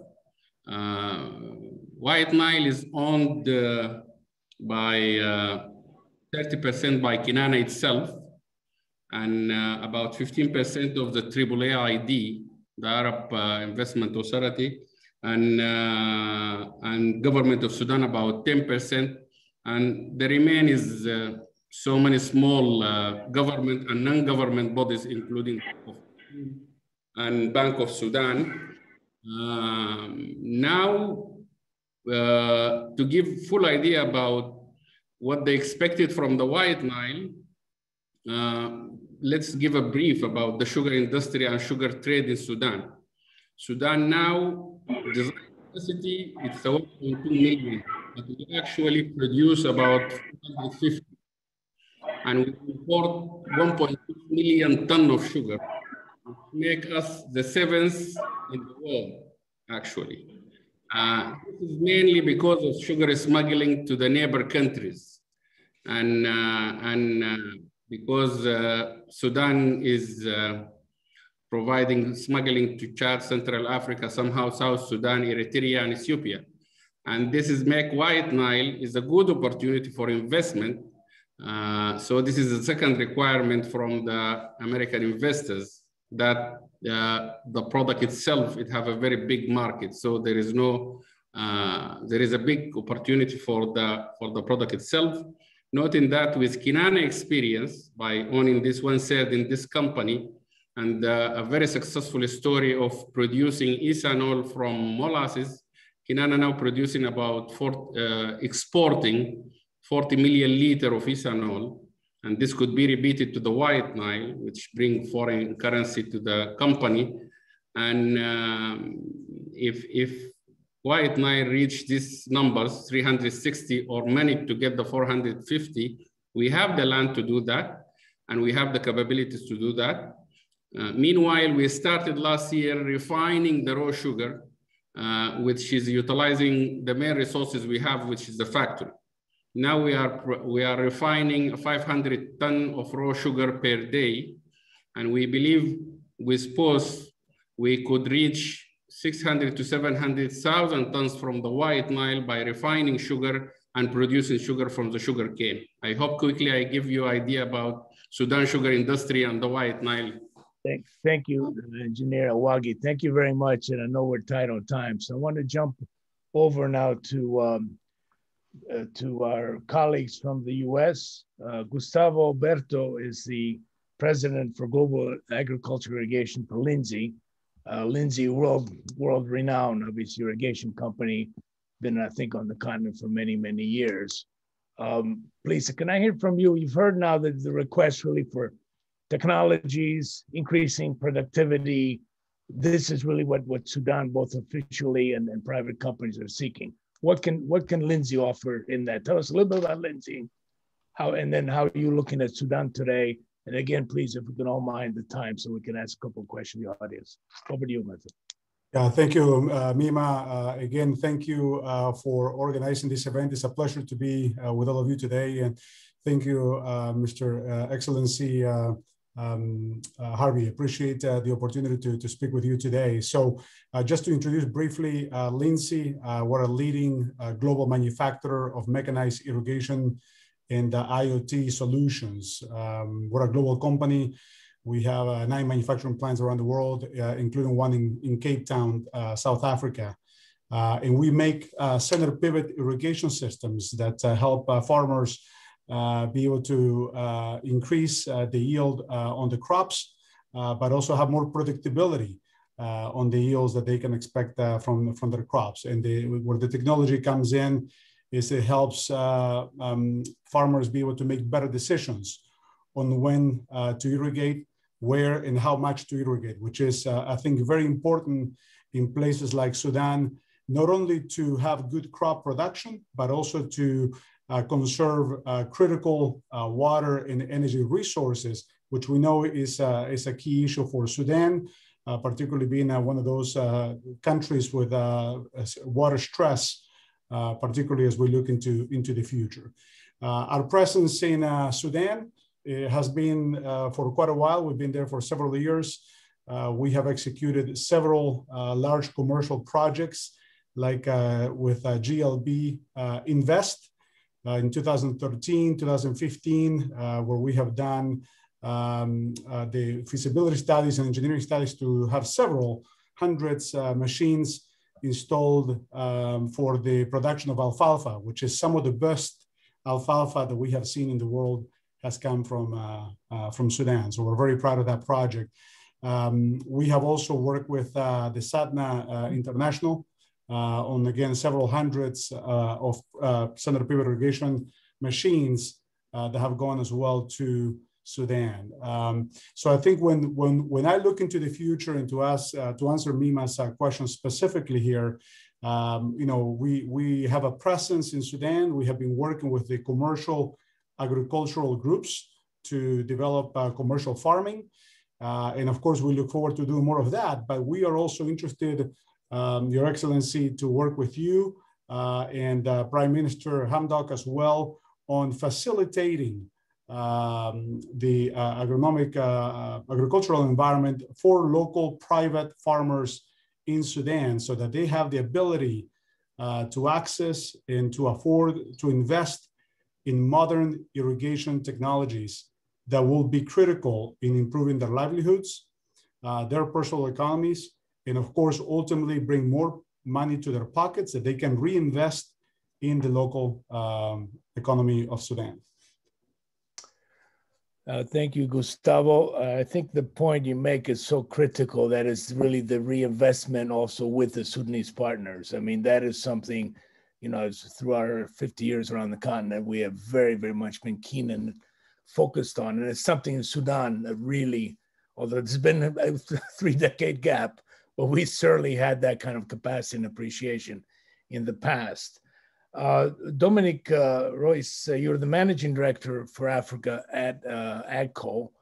AGCO is you will introduce it, is a major agricultural equipment implementer, a technology provider in a whole series of different value chains. You have a long and illustrious history in Africa, clearly. Tell us a little bit about, again, briefly, please, about AGCO and your involvement in Sudan, and really what you like to see about being able to do in the future in Sudan. Dominic, over to you, please. Yeah, thanks a lot, Mima, and welcome also to the Honorable Minister and all the other participants. Thanks a lot for giving me the opportunity to talk to you here as well today. Yeah, so as ECHO is a global, one of the global leaders in the design, manufacturing, and distribution of agricultural machinery. And so we are active around the world, and specifically have seen or see Africa as one of the biggest growth potentials, as we've heard now in several of the presentations already, as for example, Ahmed mentioned. So we have a huge potential, I think, in terms of resources to increase agricultural production in Sudan. So not just in terms of the arable land, also in the availability of water. I think there's no good reason for Sudan to stay an importer of food or of agricultural products in any way. So I think that is clear, and it's also very encouraging to hear the presentations of the other forums here in terms of what steps are done in Sudan to improve, for example, access to finance and things like that, which are important to improve the agricultural output. We also see, or we also know that as we've seen, that there's still a very big gap between some of these lighthouse projects, as Gustavo mentioned, for example, and one of them, as GLB Invest, and we also, as we've seen this with White Nile and Kanana Sugar, and the majority of the agricultural projects and the agricultural businesses across Sudan. There's a huge synergy, not just in unused arable land, but also in improving the land which is used today and improving efficiencies, and especially resource efficiencies, where Gustavo with his water efficiency is definitely one important point of it, to make sure we are producing food in a sustainable way. And Sudan definitely has a huge potential to become a major contributor in resolving the food security issue, which we have in Africa and which will increase in Africa with the population growth. So I think it's a very encouraging discussion, and I think the different areas which we spoke about here, or which have been touched in that presentations already, are really giving a lot of optimism on that. As you mentioned, Mima, ECHO, or the brands of ECHO, especially Massey Ferguson, is active in Africa since more than 85 years. And we are for a long, long time also active in Sudan. We have a Massey Ferguson brand, and also with other brands, footprint in Sudan, and are able to provide not just latest technology to really make sure that resources are used efficiently, but also that ECHO has a very big focus also on the skills transfer, and what the Honorable Minister mentioned before as well, on training and upskilling, which is usually next to the lack of access to technology, the second big issue which we need to tackle to make the agricultural sector more profitable. Thank you. Thank you, Dominic. I have the unfortunate position here of trying to kind of wrap this up so we can bring it back on timing. But maybe when there's a number of questions being asked here, I'm going to try to sum them up together. There's sort of three critical areas being asked by a number of different audience participants. One, the question of sort of the climate change and the challenges, how that might be affecting, what kind of crops, what kind of value addition the Sudan will be, from an official standpoint, pursuing and looking to promote. There's a question really focused heavily on the obvious, and that is GCC being such a tremendous, large, huge importer of virtually everything in the foodstuff arena. What is Sudan's role? How can we promote more of that, both with Sudanese investments and with overseas or US compatriot investments coming in? And that really comes into that last piece, which is the value addition, going from the basic crops to value addition and greater value crops that then go out exporting into the world markets. So if I can maybe I hope I can give 2 minutes to each of the minister and the panelists kind of in a summary of where you see that based on sort of these three general areas. What is the best that we can proceed going forward from your perspective? Mr. Minister? I'm asking an awful lot in a brief time, but please. Well, thank you very much, and I'm really pleased by contributing in such a forum. I was experiencing the activities of the companies from the United States during the 70s and 80s. I was then an ag engineer. I have tested machinery and equipment at that time were the most advanced equipment and machinery from the United States. I also have visited Kenana. I know how Kenana was performing. I also, I am pleased to have the contribution of others during the past few years. GLP, ACO is still working in Sudan, effectively. So what I believe is that these companies during the past few years were working under very difficult conditions. And we as users, we're suffering a lot. A commodity coming from the United States as a spare parts or anything is to come through many transshipments, through very lengthy roads, through very expensive costs. I am expecting that now the situation is changed, and I am pleased to see the very good will and ambition of the United States companies. I'm sure that we are going to jump over that gap. We are going to achieve a lot as far as technology transfer, as far as food production is concerned, as far as added value is concerned. All of these are now available for the collaboration and cooperation between the private sector, the public sector, and the private sector from the United States and even the government of the United States. And I am really pleased to see that you are serious about that. I am sure that we are improving and will continue improving our efficiency. We are running after sustainability and running after improved efficiency of production, because we know very well that with this 10% of the arable area in the world we have right now, and with the cooperation joined with the technology transfer from the United States, we are going to narrow that gap of food security required in the world. Thank you very much. Thank you very much, Mr. Minister. Let me turn to Gustavo. 1 minute closing remarks. I'm sorry to keep it short, and then we'll close it out with our Sudanese colleague. Please. No, totally understand. And thanks again. Listen, I think we are perfectly aligned here to help the long-term interest of Sudan. Again, not only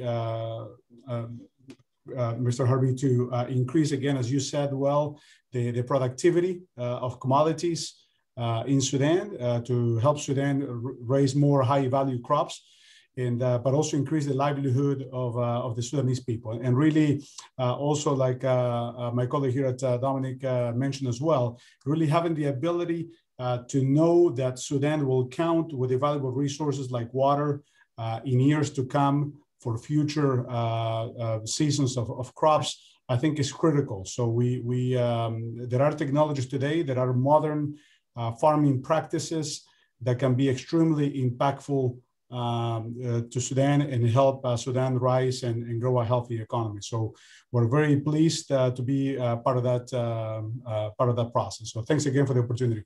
Wonderful. Thank you, Gustavo. Dominic, your closing remarks, please. Yes.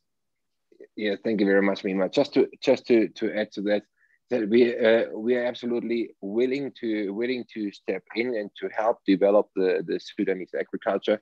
And I think also in the goal of developing more value add to the production, it's something where as ECHO, we are offering solutions also for not just grain storage, so post-harvest storage and processing, and also protein production systems like chicken or eggs afterwards. So I think we definitely are willing and able to help. But as we mentioned before, I think the potential is clear for everyone.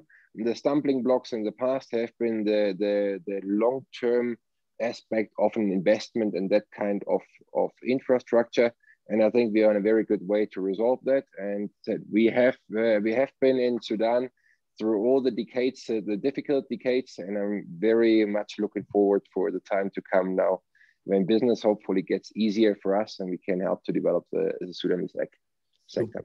Thank you, Dominique. Engineer Wagi, as our host country private sector representative, please give us the closing remarks. You're on mute, sir. You need to unmute, please. Sorry. To make it short, to have this partnership between, let's say, Sudan, US in developing businesses in all sectors, not the agriculture, I think some kind of fund support or loans should back up that actually. And this is, if we remember the journey of Sudan in the last 30 years, this is how we've been transferred from being European American technology country to Indian, Chinese technology country by the funds being provided from those countries to replace all the technologies after the sanction and the known story. I think we are in serious need for the new technology. We are very open to the partnership with the US and US companies, but I believe to get penetrating this market because of the market is get used to the Indian and Chinese prices and technologies and the way of doing business. This is need serious push from that side, also from our partners in US, to bring that with them, the funds and the suppliers credits, and to give chance to the new technology to be proven itself that it's worth whatever we pay on it, because we know it will not be cheap as we used to, let's say, the Eastern technology actually. Thank you, and I hope I give it to the point. Thank you. Thank you, Engineer Awagi. And I think on that point, in closing, and I'm sure Flory will also back me, we sit on the board of the Sub-Saharan Advisory Committee at the US Exim Bank, which is still closed, but I know we're working hard to reopen the Exim Bank in Sudan. I know the DFC is very keen on it, so you will see exactly that moving forward, Engineer Awagi, as we go forward. And Mr. Minister, I can assure you that Africa Global Schaefer, which is our trade name now, but has all the history and capabilities of Schaefer, is absolutely ready to re-engage also. So with that, I've chewed in 7 or 8 minutes, but I think I came closer to bringing it to on time. May I now turn it over, please, and invite Ambassador Dr. Satir, Sudanese ambassador to the US, and then our Deputy Assistant Secretary, Brian David Hunt, to offer closing remarks. So, Ambassador Sati, over to you, sir.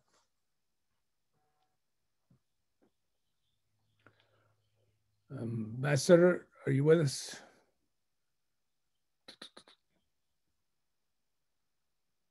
Yes, I am. Yes, I am with you. I'm trying to open my video. It doesn't open. Can you hear me? Yes, we can hear you, sir. You can hear me. Well, thank you very much. At the outset, let me express my thanks and appreciation to the CCA and the USSBC and the sponsors, Visa, Boeing, Lindsay, Schaefer, and other sponsors for this opportunity of organizing what I would call this historical meeting. It's historical in the sense that we have not seen this in Sudan for many years. And the Prime Minister expressed his thoughts on that, but I would like to add a few concluding remarks here, and I will not be too long. The first one is that this webinar is considered as the kickoff of a series of webinars to address the various aspects of economic and monetary reforms in Sudan and investment opportunities in Sudan, and particularly Sudan-US relations and wide prospects that lie ahead for both our countries will certainly go a long way in consolidating relations between our two countries. These webinars, to my mind, are important in the sense that they facilitate the information sharing and alignment of thinking on both sides, which is the basis for a sound and sustainable partnership. We need to align our thinking about Sudan. There are many perceptions, there are many facts, and there are many realities, but we need to know exactly and do our common and shared analysis and do our conclusions together in order to see how we are going to work together.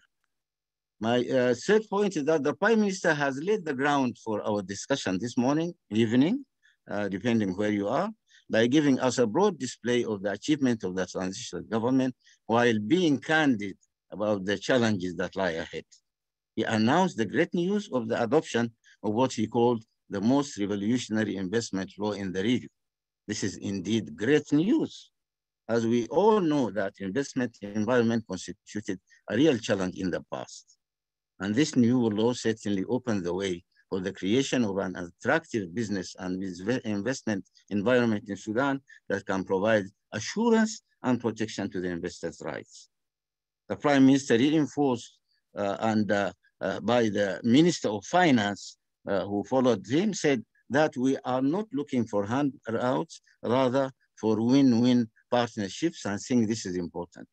We need the assistance of our partners, above all the US, to help us come out of our present predicament, but of course we look forward to the day when we can stand on our own feet and be a reliable and trusted partner who can be counted upon in order to improve things, not in Sudan, but in the region.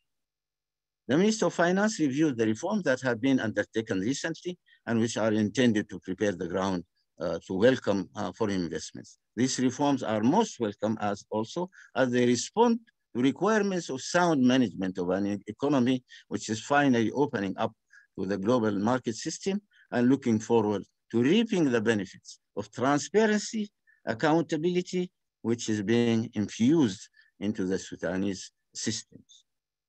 We have listened to most informative presentations, among which the one by the Minister of Agriculture, Madame Dana Banks, of course, representing the NSC, has given us her insight also on how she sees the future of Sudanese US relations, and this is very valuable to us because they will help us in order to adjust our thinking to that of the US and see how we can move forward together.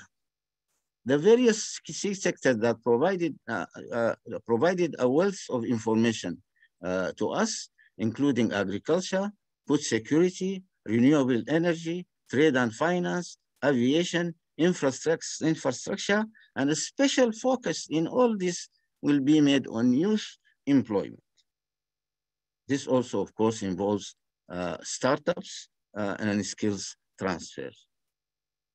We are most appreciative for the support that we are receiving from the State Department, the National Security Council, Treasury, Trade, and of course, the CCA, co-organizer of this webinar, and for the great strides that we have made together in the past few weeks and months.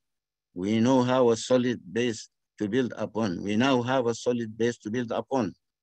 And COVID permitting, we shall embark together on launching huge projects that can offer solutions, not only for Sudan, but for the wider region and the world at large. We have set up with the Sudanese diaspora in the US and in close coordination with the body managing diaspora affairs in Sudan, an investment trade forum, which has already established contacts with the US SBC, and we look forward for the day that the two bodies in coordination with the CCA can organize a joint event to see how they can work together. Facilitating bank transfers, of course, and we call on our we have been working together in order to make this happen, and I think we are moving slowly towards that. Since I have been part of the meetings of the African ambassadors here, we have been focusing our attention on how we are going together reinforce AGOA, Prosper Africa, and Power Africa. Sudan is not yet a member of all those three programs, but we are looking forward to that. We in the Embassy of Sudan in Washington stand ready, as we have been doing in the last few months, to provide required information to all those desirable to invest in Sudan and facilitate whatever contacts, documentation, or visas that are required for them to travel to Sudan. To conclude, let me reiterate our thanks and appreciation to the CCA, USSBC, and sponsors and partners who made this webinar possible and took from their valuable time to take part in it. Thanks also for our colleagues in the State Department for their continued support. Sudan is open for business. Let's all seize this golden opportunity. Thank you for your attention.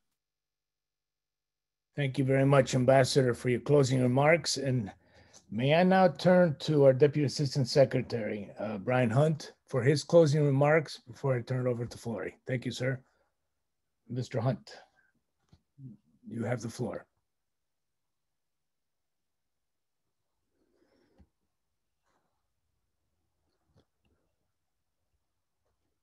Is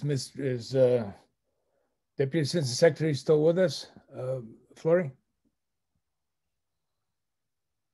I'm not sure. I know he was in earlier.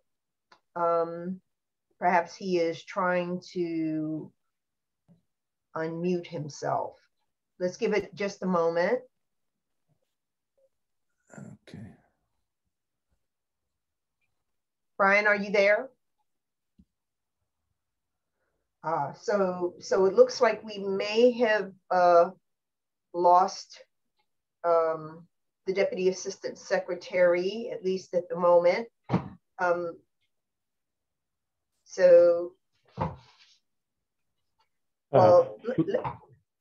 Flory, do we have Charjay Brian? Is he still with us? Shukran. I'm trying to see. I see him in attendee. He's back. Given all the amazing support we've been getting from the US. Here's Brian Hunt coming in now. I apologize. It seems we were having some technical difficulties connecting, but I've been with you all for the seminar. Yes, so we knew that, Brian. Thank you so much. No, thank you so much. And I apologize for the difficulties in joining. Let me begin by thanking the Corporate Council on Africa and the U.S. Sudan Business Council for organizing this first in a series of webinars to promote trade and investment between the United States and Sudan.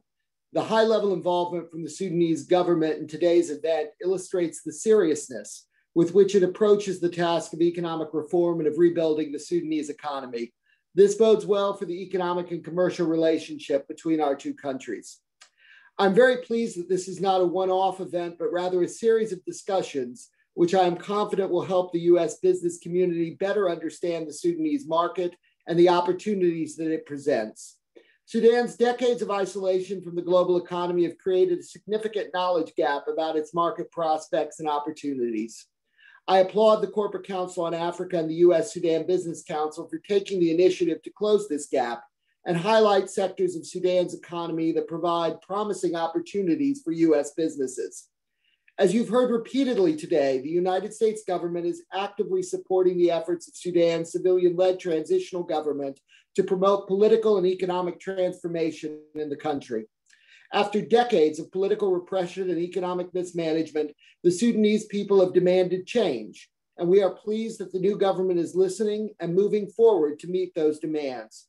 Sudan has a once-in-a-generation opportunity to build a democratic future and end decades of conflict.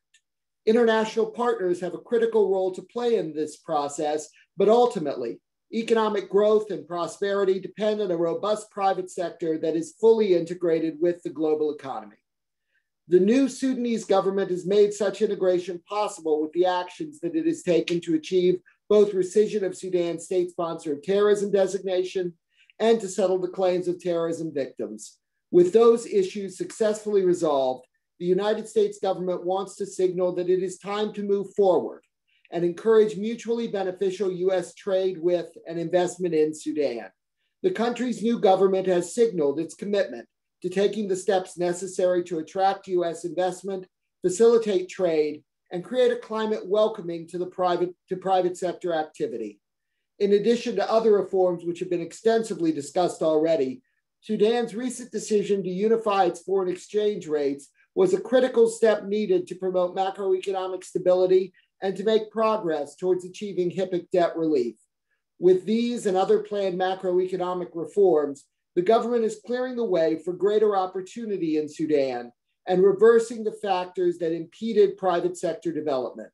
To maintain progress toward prosperity, Sudan must continue to work with international financial institutions, including the International Monetary Fund, and enact sound economic policies.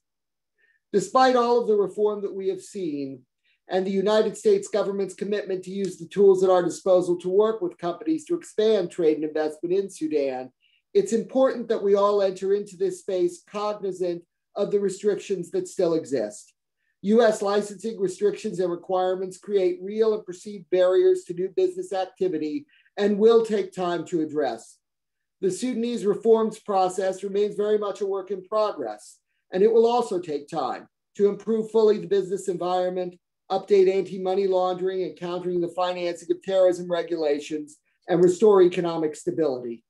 The United States government remains committed to assisting Sudan to overcome these challenges and will work to make sure U.S. companies can compete in Sudan on a level playing field.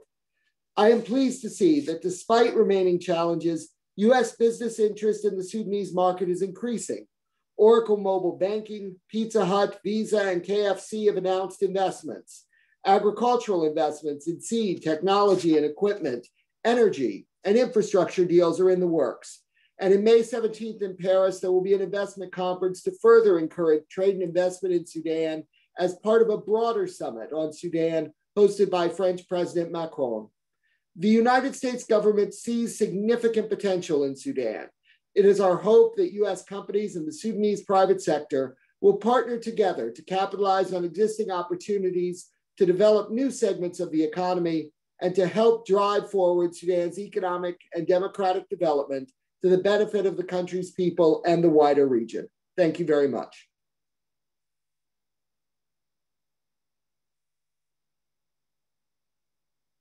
Well, let me just end what has been an excellent discussion today. Thank you, Ambassador Sati and DAS Brian Hunt, for your closing remarks. I want to thank our co-host for this, the U.S. Sudan Business Council. It has been wonderful partnering with you on this, the first of our webinar series, and we're looking forward to the future webinars that we will host to cover other sectors of opportunity in Sudan. We heard today the excellent discussion that was frank about the challenges, but also very hopeful about the opportunities in Sudan and for the US, our businesses doing more trade and investment in Sudan across the agribusiness sector and the financial sector as well. We will be posting on our website, the Corporate Council on Africa website, the presentations that were made today. So we saw that a number of you requested that we send the presentations to you, but actually what I'm announcing is that you can access those presentations at your own convenience. They'll be available after the seminar has ended later today. Thanks to all of the sponsors. We appreciate your support to all of the excellent speakers. We appreciate your being here.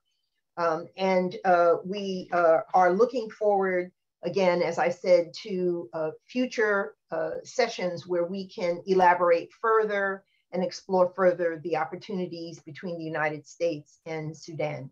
Thank you to everyone for being here today.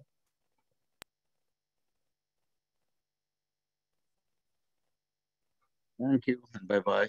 Thank you very much. Bye. Thank you, Flori. Bye. Bye, everybody. Thank you. Bye. Thank you. Bye-bye. Bye-bye. Thank you. Thank you. Bye. Bye. Thank you.